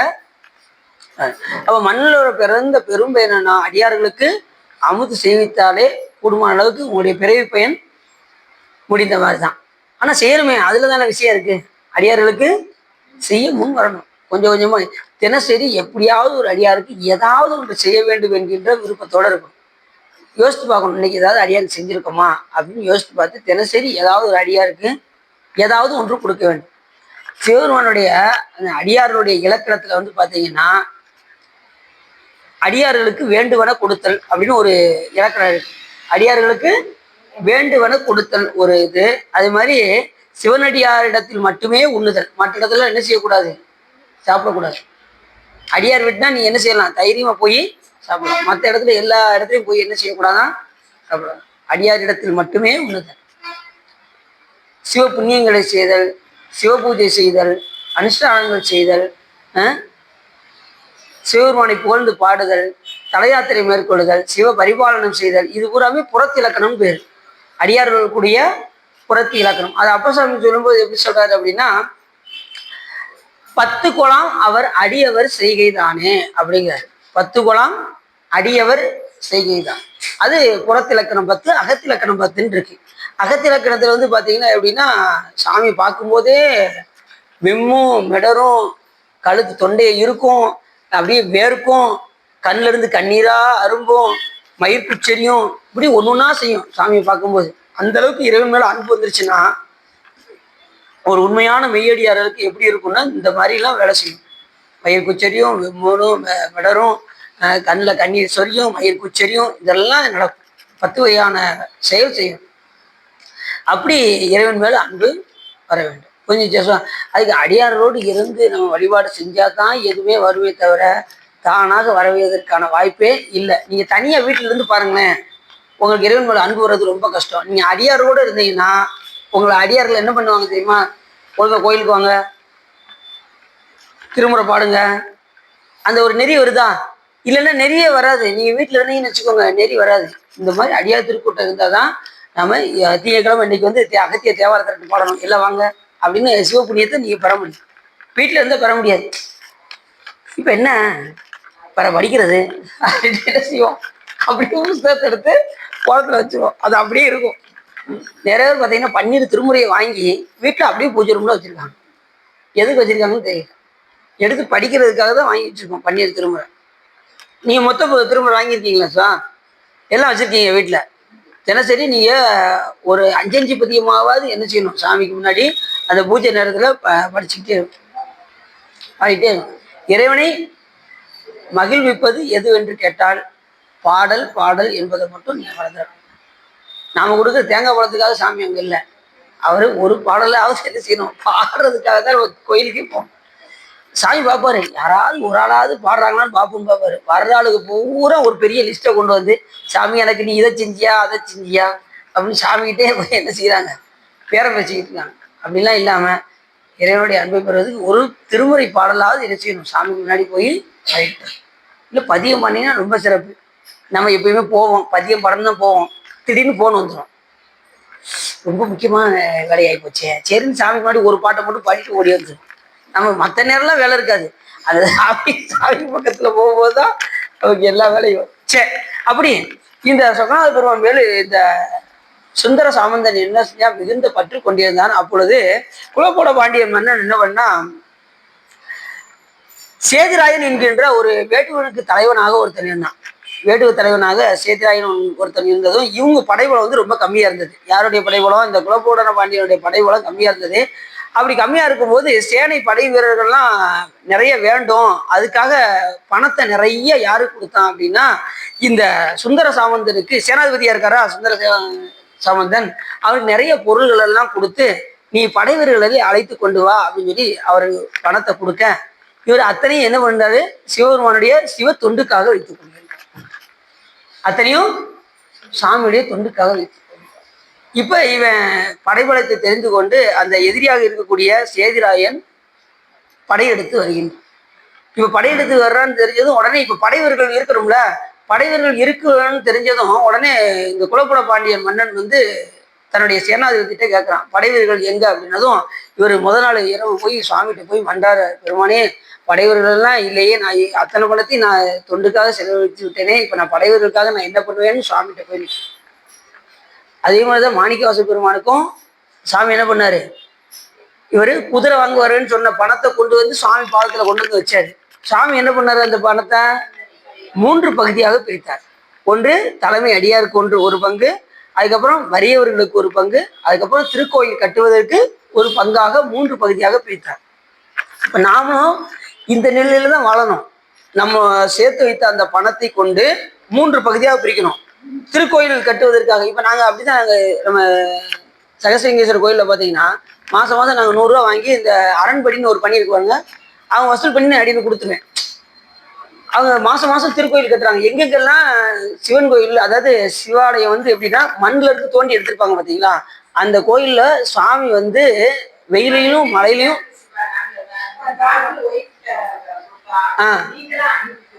அப்படிங்கிறாங்க. சரி, அது நீங்க கொடுங்க, நம்ம அனுப்பிச்சுக்கலாம், ஒன்றும் பிரச்சனை இல்லை. கொடுக்குறவங்க கொடுங்க, அனுப்பிச்சு இல்லை, நம்ம ஒரு அம்மாட்ட கொடுத்தோம்னா அவங்க அனுப்பிடுவாங்க. இந்த இது தருமபுரத்துல இருக்காங்க, அந்த அம்மாட்ட கொடுத்தோம்னா அவங்க அனுப்பிச்சுட்டுருவாங்க. என்ன இப்படி அந்த அரண்மனையில இருந்து வெயிலையும் மழையிலையும் நனையாம இருக்கிறதுக்கு அந்த அது செட்டு போட்டுருவாங்க. இப்ப நம்மளே வந்து நக்கமங்கலத்துல ஒரு சிவலிங்கம் அடின்னு ரொம்ப வருத்தப்படுவேன். அங்க போகும்போதுலாம் இந்த சைடு போகும்போது நிறைய சிவாலயமா இருக்கும். பூசுந்தரலிங்கேஸ்வரர், அதுக்கப்புறம் நக்கமங்கலம், அதுக்கப்புறம் பார்த்தீங்கன்னா இவர் நம்ம ஆழ்கால ஈஸ்வரர் நொச்சிக்குளம், இப்போ வந்து முள்ளிக்குளம், இப்போ எல்லாத்துலேயும் பார்த்தீங்கன்னா செட்டு போட்டு அதில் போட்டிருக்காங்க, அரண்மனையினே போட்டிருக்காங்க நக்கமங்கலத்தில். அவங்க எடுத்து பார்த்துருக்காங்க. இப்படி ஒவ்வொரு கோயிலையும் போய் அவங்க எங்கெங்கெல்லாம் சாமி இருக்காரோ அது வெயிலையும் மழையிலையும் நனையாம இருக்கு செட்டு போட்டு அதுக்கு ஒரு அர்ச்சகரை நியமிச்சு ஒரு கால பூஜையாவது நடக்க வைக்கிறாங்க. அதுக்கு மாசம் மாசம் நம்ம அடியார்கள் எல்லாம் கொடுத்தா தானே அது நடக்கும். யோசிச்சு பாருங்க. அதான் அப்ப கோயிலுக்கு ஒரு பங்கு, அப்புறம் அடியார்களுக்கு தினசரி ஒரு அடியாருக்கு ஒரு அன்னம் வாங்கி கொடுக்கறது. இது அவங்களுக்கு ஏதாவது ஒன்று அடியார்களுக்கு நம்ம தினசரி ஒரு அடியாரை பார்த்து நம்ம ஏதாவது கொடுக்கணும். அந்த மாதிரி நம்ம வழி வகுத்து வச்சுக்கணும். வகுத்த வகையெல்லாம் கோடி தொகுத்தாருக்கும் துய்த்ததில் அரிது என்று சொல்வதற்கு நாங்க அந்த மாதிரி நம்ம பிரிச்சு வச்சுக்கணும். அப்படின்னா தான் சிவபுண்ணியத்தை பெற முடியும். அப்புறம் ஒன்று வறியவர்களுக்கு கேட்டு வராங்க பாருங்க, அடியாருக்கு செய்வது தானம், வறியவர்களுக்கு செய்வது தர்மம். கேட்டு வரவங்களுக்கு செய்யறது தர்மம். நீங்க அடியாருக்கு கொடுக்கறது என்னது? தானம். ஒரு அடியாருக்கு வஸ்திர தானம் பண்றீங்கன்னு வச்சுக்கோங்க. ஒரு வஸ்திரத்துல எத்தனை நூல் இருக்கும்? எண்ணிலாத நூல் இருக்கும். ஒரு சேலை வாங்கி கொடுக்கீங்கன்னு வச்சுக்கோங்க, எத்தனை நூல் இருக்கும்? ஒரு நூலுக்கு 1 கோடி வருஷம் சிவலோகத்துல இருப்பாங்க. ஒரு நூலுக்கு அப்ப எத்தனை நூல் இருக்கும்? எத்தனை கோடி வருஷம் இருப்பீங்க யோசிப்பாரு. அந்த அளவுக்கு சிவபுண்ணியம் அடியாருக்கு வஸ்திர தானம் செய்வது. சிவஞான செயல் உடையோர் கையில் தானம் திலமளவு செய்திரினும். ஒரு துண்டு வாங்கி கொடுத்தாலும் எத்தனை நூல் இருக்கும்? அது திலமளவு செய்தாலே அது நிலமலை போல வளர்ந்து, அது நிலமலை போல வளர்ந்துட்டே போகும், குறையவே குறையாதான். நீங்க செய்யற சிவபுண்ணியம் என்னைக்குமே குறையதற்கான வாய்ப்பே கிடையாது. உதாரணத்துக்கு ஒன்று சொல்லட்டுமா? உலகத்துல இருந்து சொன்னாதான். நீங்க வேற ஏதாவது உதாரணமா சொல்லுங்க, எங்களுக்கு அப்பதான் தெரியும் அப்படின்னா, இப்ப பேங்க்ல போய் நீங்க டெபாசிட் பண்றீங்க உங்க பணத்தை, அசலும் வட்டியும் அந்த விஷயம் இந்தப்பா இடத்த காலி பண்ணு அப்படின்னு என்ன இருக்கு? அது வந்து உலக புண்ணியம் பேரு. சிவபெருமானை மறந்து செய்யக்கூடிய செயல்லாம் இப்படித்தான். அசலும் வட்டி அந்த நிமிஷம் கொடுத்து சாமி ஓச்சு விட்டுருவாரு. சிவபுண்ணியம் எப்படின்னா அசல் அப்படியே இருக்கும். நீங்க பண்ற புண்ணியம் அசல் அப்படியே இருக்கும், வட்டி மட்டும் வந்துகிட்டே இருக்கும், நீங்க அனுபவிச்சுக்கிட்டே இருக்கலாம். அதுதான் சிவபுண்ணியம். புரியுதா உங்களுக்கு? புரியுதா உங்களுக்கு? புரியுதா? சிவபுண்ணியம்னா என்னது? நீங்க எந்த சிவபுண்ணியம்னாலும் அழியவே அழியாது. சாமிக்கு சின்ன ஒரு பேப்பர் எடுத்து போட்டீங்கனாலும் அந்த புண்ணியம் அழியாது. அப்படி நிலை பெற்று இருக்கும். அது நிலவலை போல வளர்ந்துதான் போக முடியாது, குறையிறதுக்கு வாய்ப்பு கிடையாது. நிலவலை போல வளர்ந்து பவமாய, பவம்னா பிறப்பு, பிறப்புல வந்து அழுத்தாது. பவமாய கடலில் அழுந்தாத வகை எடுத்து பாசத்தை அறுக்க. பாசத்தை அறுக்காம எங்க போக முடியாது சிவபெருமான்ட்ட? பாசத்தை அறுக்க தவலோகம் ஒன்றில் சார பண்ணி. சாமி எங்க பிறக்க வைப்பாராம்? இந்த மண்ணுலகத்தை மறந்து தவலோகத்துல போய் பிறக்க வைப்பார்.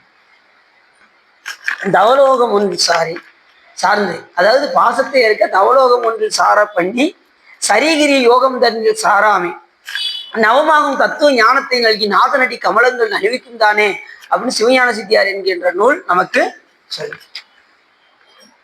புரியுதா சார்? அப்ப அடியார்களுக்கு கொஞ்சம் செஞ்சாலே அது பன்மடங்கு பெருகிக்கிட்டே போகும்.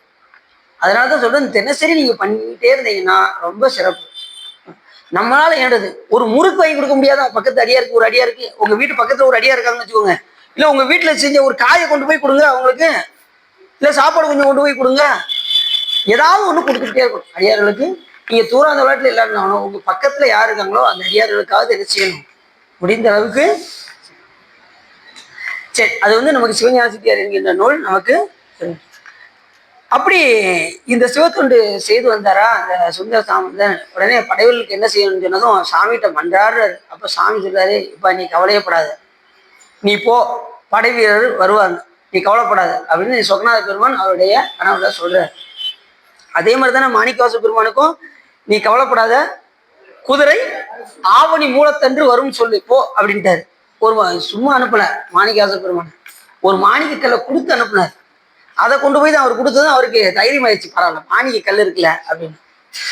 ஏன் சொன்ன ஆவணி மூலத்தன்று வரும்னு சொன்னதுமே அவர் என்ன செஞ்சிருக்கணும்? அந்த அரிபத்திர பாண்டிய மன்னன் என்ன செஞ்சிருக்கணும்? ஆவணி மூலத்து வரைக்கும் வெயிட் பண்ணி பார்த்துருக்கணும். மாணிக்க கல் வேற கொடுத்துருக்காருல்ல, வெயிட் பண்ணணும்ல. இந்த நம்ம ஆளு இருக்காங்க பார்த்தீங்களா, யாராவது நல்லது செஞ்சா ஒரு ஆளுக்கு பிடிக்காது. இந்த மாட்டி விடுறதுக்குன்னே ஒரு சில பேர் இருப்பாங்க.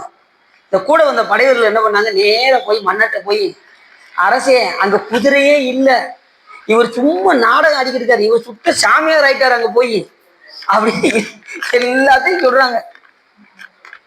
இவர் போய் சொல்றாரு, அங்க வேணா நீங்க வேணா போய் பாருங்க, அங்க குதிரையே கிடையாது அப்படின்னதும் உடனே வந்து மன்னர் வந்து பார்க்க வர்றாரு. அங்க குதிரை இல்லைன்னு தெரிஞ்சதும் உடனே மாணிக்கவாச பெருமானை என்ன செஞ்சாங்க, சிறையில் அடைத்தாரு. அதுக்கப்புறம் சாமி என்ன பண்ணாரு, சிறையில் அடைச்சதுமே உடனே சிவபெருமான் பொறுக்கல, உடனே நிறைய பூரா பரியாக்கி கொண்டு வந்துட்டாரு மதுரையில வந்து. அதுவும் பாத்தீங்கன்னா முதல் நாளே சொல்றாராம், ஒரு 700 பேர் தயாராகுங்கப்பா அப்படின்னாராம். கைலாய மலையில 700 சிவபூத கணங்களெல்லாம் அப்படி தயார் பண்ணி நேரா நரியெல்லாம் போய் சாமிகிட்ட மன்றாடுன்னு தான், சாமி எங்களை சர்க்கஸ்ல கூட சேர்த்துக்கிட மாட்டேங்கிறாங்க, எங்களை பார்த்து ஏதாவது பண்ணுங்க அப்படின்னு நரியெல்லாம் சிவபெருமான்கிட்ட கேட்டதான், இருப்பா உங்களுக்கு எல்லாம் ஒரு வேலை இருக்கு அப்படின்னு சொல்லி அத்தனை வரையும் குதிரை ஆக்கி குதிரை சேவனாக சிவபெருமான் சென்றார். இப்படி சொல்றாரு பாருங்க, ஒல்லை விடையானை பாடுதுங்கான் அம்மான, எப்படி சொல்றாரு, தில்லை நகர்வுக்கு சிற்றம்பலம் மண்ணும் ஒல்லை விடையானை பாடுது. ஒல்லை விடையானா மிக விரைவா வருவாராம் சாமி. ஒல்லை விடையான் அப்படி குதிரையில ரொம்ப அதிவிரைவாக வந்தாராம் சாமி. எதுக்கு? மாணிக்கவாச பெருமானை காப்பாத்துறது. சிறையில் அடைச்சாங்கல்ல, உடனே நிறைய எல்லாம் பரியாகி கொண்டு வந்துட்டாரு. ஒன்று வந்து விட்டுட்டு, இப்ப நான் நல்லா செக் பண்ணி பார்த்துக்கோங்க, நான் கொடுக்க போறேன். ஏன்னா இது பூரா இரவானதும் அது நிறைய ஆக போகுது, நல்லா பார்த்துக்கோங்க. இந்த மாட்டை கொடுக்குறவங்க என்ன செய்வாங்க, இந்த கையில இது பண்ணுவாங்கல்ல மேலே மூடி, அதே மாதிரி அவர் என்ன பண்ணாராம், மேலே கூடி ஒரு இதை கொடுத்தாராம். உடனே சிவபெருமான் என்ன பண்ணாராம், அப்படி ஒரு ஒரு கோல் மாதிரி வச்சுக்கிட்டு அதில் வாங்கினாராம். அவர் கொடுக்குற அந்த இதை செண்டுனாலும் வாங்கினாராம் சிவபெருமான். உடனே இவருக்கு சல்லுன்னு கோபம் வந்ததுதான். யாருக்கு? அறிவுத்தர பாண்டிய மன்னனுக்கு. உடனே மாணிக்கவாச பெருமான் பக்கத்துல இருந்தாராம். அரசே, இது அவங்க நாட்டு வழக்கம் அப்படின்னாராம். உடனே கோபம் சடக்குன்னு குறைஞ்சிருச்சு.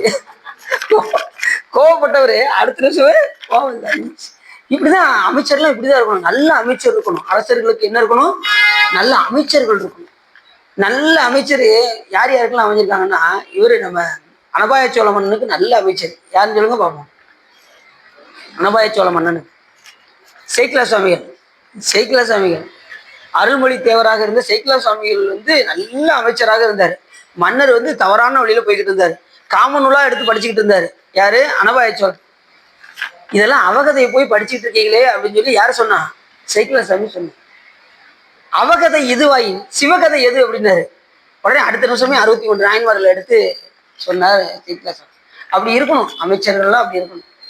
முதலமைச்சர்கள்லாம் மக்களை நல்வழிப்படுத்துவதற்காக. அப்படிதான் இந்த அமைச்சராகவும் இருந்தாரு.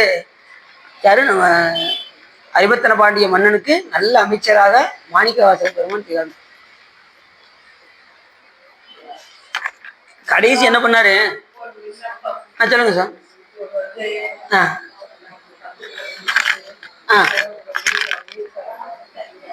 சரி, கொடுத்துருப்பீங்களா? கொடுத்துருங்க. இப்போ கொடுக்க போறீங்களா? இன்னொரு 5-10 நிமிஷம் கழிச்சு. இவர் டயாச்சுன்னா கொடுத்துருக்காங்க. இன்னும் 10 நிமிஷம் முடிய போகுது, அவ்வளவுதான். 10 நிமிஷம் முடிஞ்சிடும். அப்படி கிளம்பிடலாம். என்ன சார்? 10 நிமிஷம் முடிய போகுது. 10 நிமிஷம்.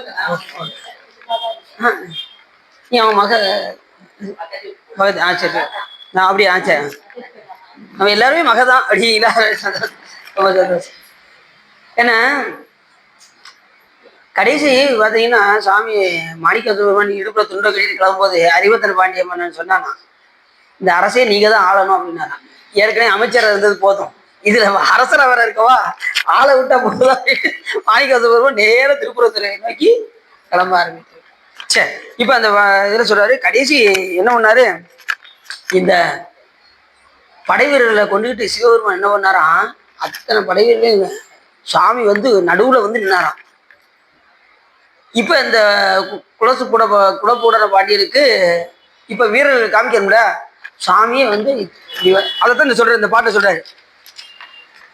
மெய் காட்டிட்டு வேண்டுரு கொண்டு தக்கான் ஒருவன் ஆகிய தன்மையும், அவர் ஒருவரா இருந்து அத்தனை படை வீரர்களையும் சாமி காமிச்சாங்க. இவர் இதுன்னு மெய் காட்டிட்டானா, அதை இந்த இடத்துல சொல்றாரு. இந்த வரலாறை எடுத்து 64 திருவிளையாடல்கள்ல ஒரு திருவிளையாடலை எடுத்து இந்த இடத்துல சொல்றாரு. அப்படி ஒரு படை வீரர்களாக தானும் வந்து அத்தனை படை வீரர்களையும் காண்பித்தார் எங்கள் சிவபெருமான் அப்படின்னு சொல்றாரு. அதுக்கப்புறம் இந்த செய்தியை அவர் அறிந்து, யார்? அந்த குலப்பூட பாண்டிய மன்னன் அறிந்து, அதுக்கப்புறம் மேன்மேலும் மறுபடியும் பொருள் கொடுத்து, நீங்க தொடர்ந்து சிவப்பணி செய்யுங்கள் என்று அந்த குலப்பூட பாண்டியன் சொல்லி, அதுக்கப்புறம் நிறைய சிவத்தொண்டுகள் எல்லாம் செஞ்சாராம் இந்த சுந்தர சாமந்தன் என்ற சேனாதிபதி. புரிஞ்சுச்சா சார்? அந்த கதை புரியுதான்? புரியுற மாதிரிதான் சார் இருக்கு அப்படின்னு. அடுத்தது சொல்றாரு, ஓரியூரில் உகந்து இனிது அருளி. ஓரியூர்னு ஒரு ஊர் இருக்கு, நீங்க எப்பயும் போனீங்கன்னா தெரியும். நம்ம திருப்பெருந்துறை பக்கத்துல திரு ஓரியூர்.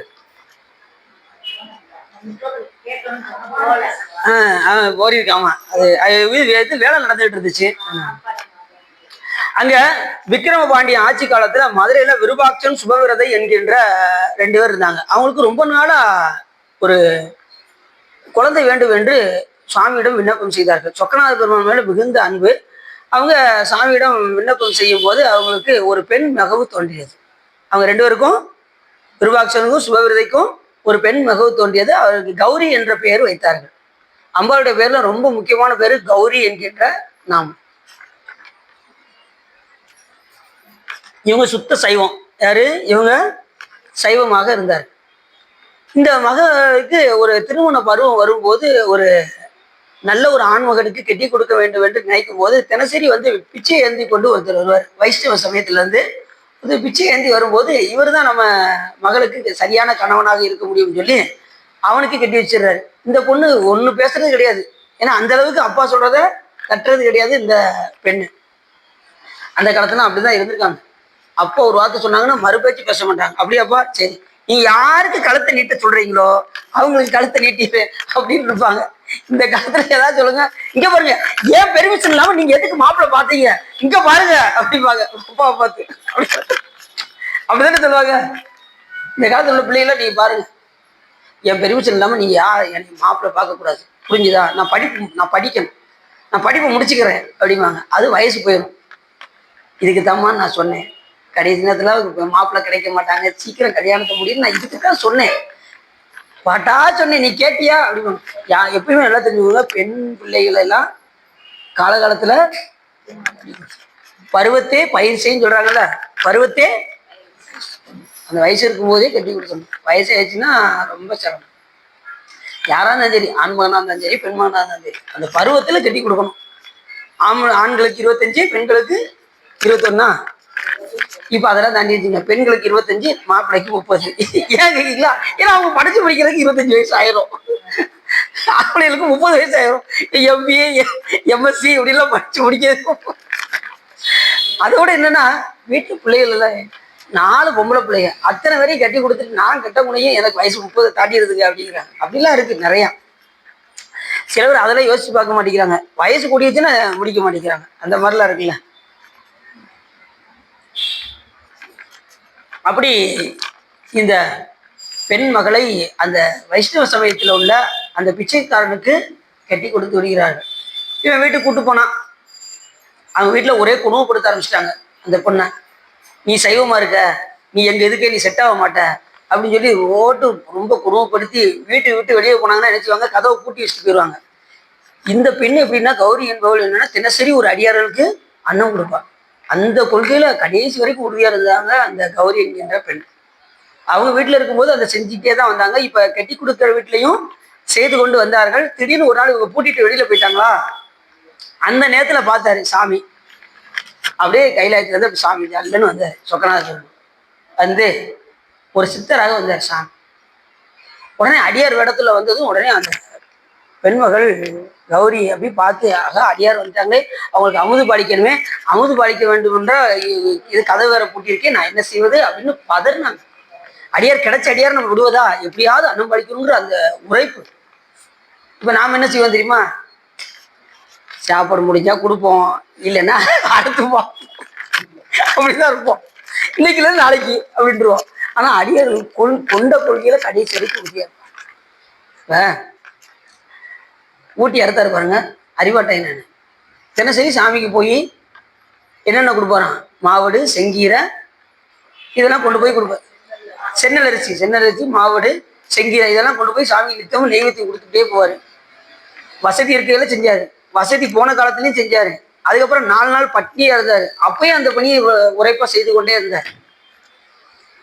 ரொம்ப பட்னியா இருந்ததும் உடனே அவர் கடைசி நாள் அப்படி கொண்டு போய்கிட்டு இருக்கும்போது திடீர்னு என்ன ஆயிடுச்சு, அப்படியே தடுமாறி கீழே விழுந்துட்டார். அந்த பசியோட இதனால கொஞ்சம் கீழே விட்டுட்டார். உடனே கீழே விழுந்ததும் இனிமே நம்ம வாழ்வதற்கு தகுதி இல்லை, சாமிக்குரிய நெய்வேத்தியம் கீழே விழுந்துருச்சு அப்படின்னு சொல்லி இது எப்படி சாமி கொண்டு போய் காட்ட முடியும். இப்ப நம்மளாம் என்ன செய்வோம், போய் தண்ணியில அழைச்சிட்டு கொண்டு போய் அவங்க அப்படி இல்லை.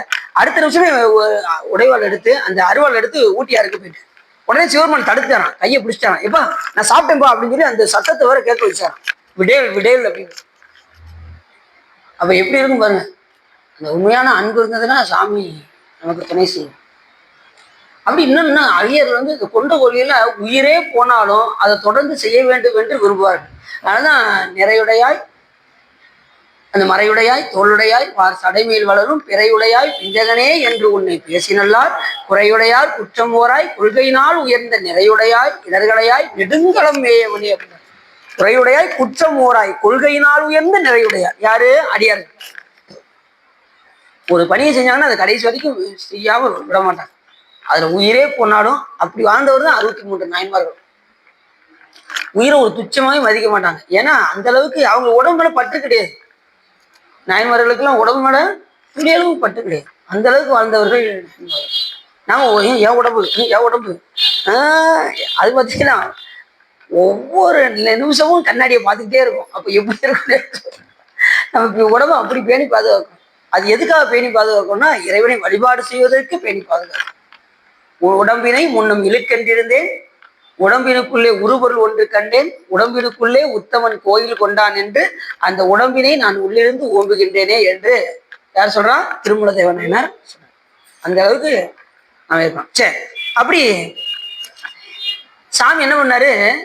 அந்த பெண்ணு ரொம்ப விருப்பப்படுறா, அமுது கொடுக்கறதுக்கு விருப்பப்படுறா அப்படின்னு சொல்லி சுவாமி அந்த கேட்டில் நின்றுக்கிட்டு, ஏமா அந்த கதவுல கையை வை அப்படின்னா கதவை தொட்டாங்க. உடனே கதவு திறந்துருச்சு. சாமி இப்ப உள்ள வந்தார். அது எப்படி வந்தாரா? முதியவராக வந்தார். நல்லா தெரிஞ்சுக்கணும். எப்படி வந்தாரு? முதியவராக, ஒரு வயசான ஆளா வந்தார் சாமி. ஆனா வேடம் வந்து திருநீர் ருத்ராட்சம் எல்லாம் இருக்கு. இப்போ வந்து உட்கார வைத்து அமுதெல்லாம் கொண்டு வந்து வச்சாங்க. ஏம்மா நான் ரொம்ப வயசானேம்மா, நீயே ஊட்டி விட்டுரு அப்படின்னா சிவபெருமான். அப்போ எப்படி பாருங்க. உடனே அந்த அம்மா சுவாமிக்கு ஊட்டி விட்டாங்க கௌரி. அப்படி ஊட்டி விட்டது சாமி திடீர்னு இளைஞனை மாறிட்டாராம். ஊட்டுனதுமே இளைஞன் ஆயிட்டாரு. ஆகா என்ன ஊட்டுறோன்னு சொல்லி அந்த அம்மா அப்படி யோசிச்சுக்கிட்டு இருக்க நேரத்துல திடீர்னு பாலனாயி மடியில படுத்துட்டாரு. அந்த நேரத்துல வீட்டுக்காரங்க வந்துட்டாங்க. வைஷ்ணவ சமயத்தில் உள்ள அந்த வீட்டுக்காரங்களாம் கரெக்டா வந்து பார்த்தா இது என்ன குழந்தை அப்படின்னு சொல்லி அவளை கழுத்தை பிடிச்சி வெளியில தள்ளிட்டாங்க. உடனே வெளியில தள்ளுனாங்கல்ல, அந்த அம்மா கீழே விழுவல. அந்த இடத்துல சிவபெருமான் வந்து அவரை தாங்கி அப்படி சிவலோகத்துல கூட்டு போயிட்டாரு. எப்படி பாருங்க. பார்வதி பதையே அரகர மகாதேவா கீழே தள்ளனதுமே அந்த அடியாரை விடல. ஏன்னா தொண்டு அப்படி செஞ்சிருக்காங்க. அடுத்த நிமிஷம் சாமி அப்படி பிடிச்சி அப்படி சிவலோகம் கூட்டு போயிட்டாரு. எப்படி இருக்கும் யோசிச்சு பாருங்க. அதான் இது வந்து விருத்தனாகி பாலனாளரான படலம். இது வந்து விருத்த குமார பாலரான படலம்னு பேரு. விருத்தன்னா முதியவர், குமாரன்னா இளமையானவர், இளைஞன், அதுக்கப்புறம் பாலன்னா குழந்தை. இப்படி எல்லாருமே நமக்கு எல்லாம் எப்படின்னா பாலனாகி குமாரனாகி அதுக்கப்புறம் முதியவராகும். ஆனா சாமி எப்படி வர்றாரு பாருங்க. முதியவராகி இளைஞராகி பாலனாகி. அதான் நமக்கும் சாமிக்கும் உள்ள. இப்ப நமக்கு எப்படின்னா நம்மளுடைய ஆயுட்காலம்னா எனக்கு வந்து 15 வயசுங்க பிறந்த நாள் கொண்டாடுறேன், எனக்கு 35 வயசுங்க பிறந்த நாள் கொண்டாடுறேன், எனக்கு 70 வயசுங்க பிறந்த நாள் கொண்டாடிக்கிட்டு இருக்கோம். இப்படி போய்கிட்டு இருக்கோம் நம்மளுடைய காலமா. எவனுக்கு எப்படி தெரியுமா? நமக்கு ஒரு ஆயுட்காலம் 80 வயசுன்னு வச்சுக்கோ, மாத்தி அங்கிட்டு இருந்து வரும். 80, 79, 78 இப்படி வந்துட்டே இருக்கும். கடைசி ஒரு நாள் இருக்கும், கடைசி ஒரு நிமிஷம் இருக்கும், கடைசி ஒரு செகண்ட் தான் இருக்கும். ஒரே தூக்கிட்டு போயிடுவாரு. அவ்வளவுதான், முடிஞ்சு வச்சு.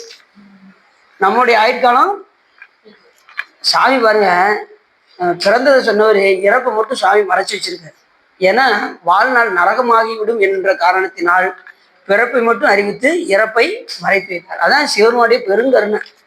இறப்பெல்லாம் தெரிஞ்சு வச்சுக்கோங்க, நம்ம நிம்மதி வாழ முடியுமா? எனக்கு 75 வயசு தாங்க, எனக்கு ஒரு 60 வயசு தான் அப்படின்னா நாளைக்கு நான் இதாக போறேனே அப்படின்னு அதுல கடன் கொடுக்குறவே என்ன சொல்லுவாங்கப்பா, உனக்கு ஆயிரக்காலத்து சொல்லு, நீ நாளைக்கு போக அப்பா உனக்கு நான் கடன் கொடுக்க அப்படின்னு சொல்லி கொடுக்க எல்லாருமே அதைத்தான் கேட்பாங்க. டேட்டா தான் கேட்பாங்க, எப்ப இறக்க போற அதைத்தான் கேட்பாங்க.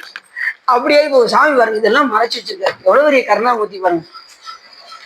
அப்படின்னா சுவாமி துணை செய்றாரு. இதெல்லாம் நினைந்து சுவாமிய நாம வழிபாடு. அது இந்த பாட்டுல சொல்றாரு. ஓரியூரில் உகந்து இனிது அருளி பாரிரு பாலகன் ஆகிய பரிசும் அப்படின்னு அந்த பாலனான அந்த இதை இந்த இடத்துல சொல்றாரு என்று சொல்லி 75 ஆகும். இதுக்காக உள்ளம் நிறைந்து உகை சிறந்து கொஞ்சம் குடிச்சோம் இல்லையா?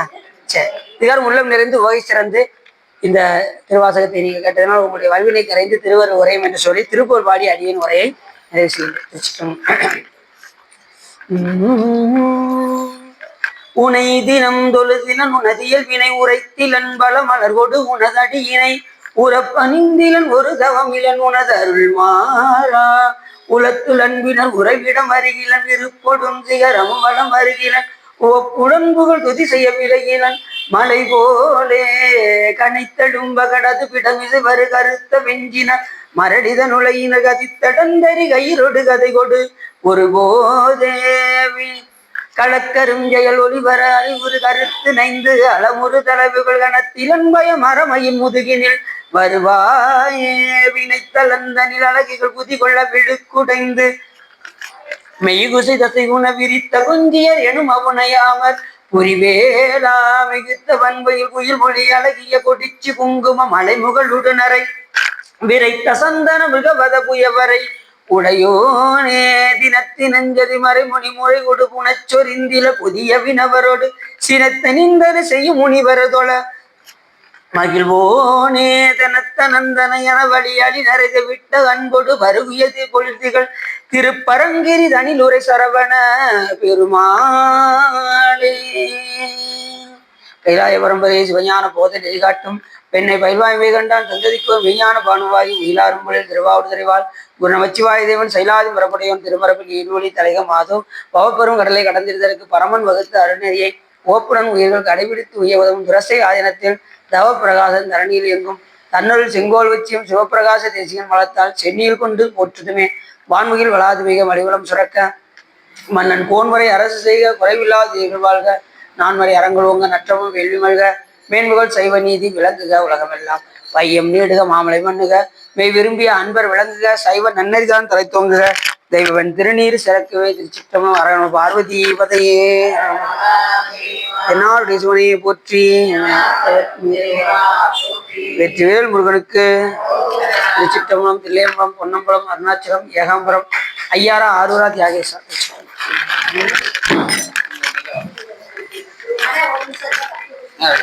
சரி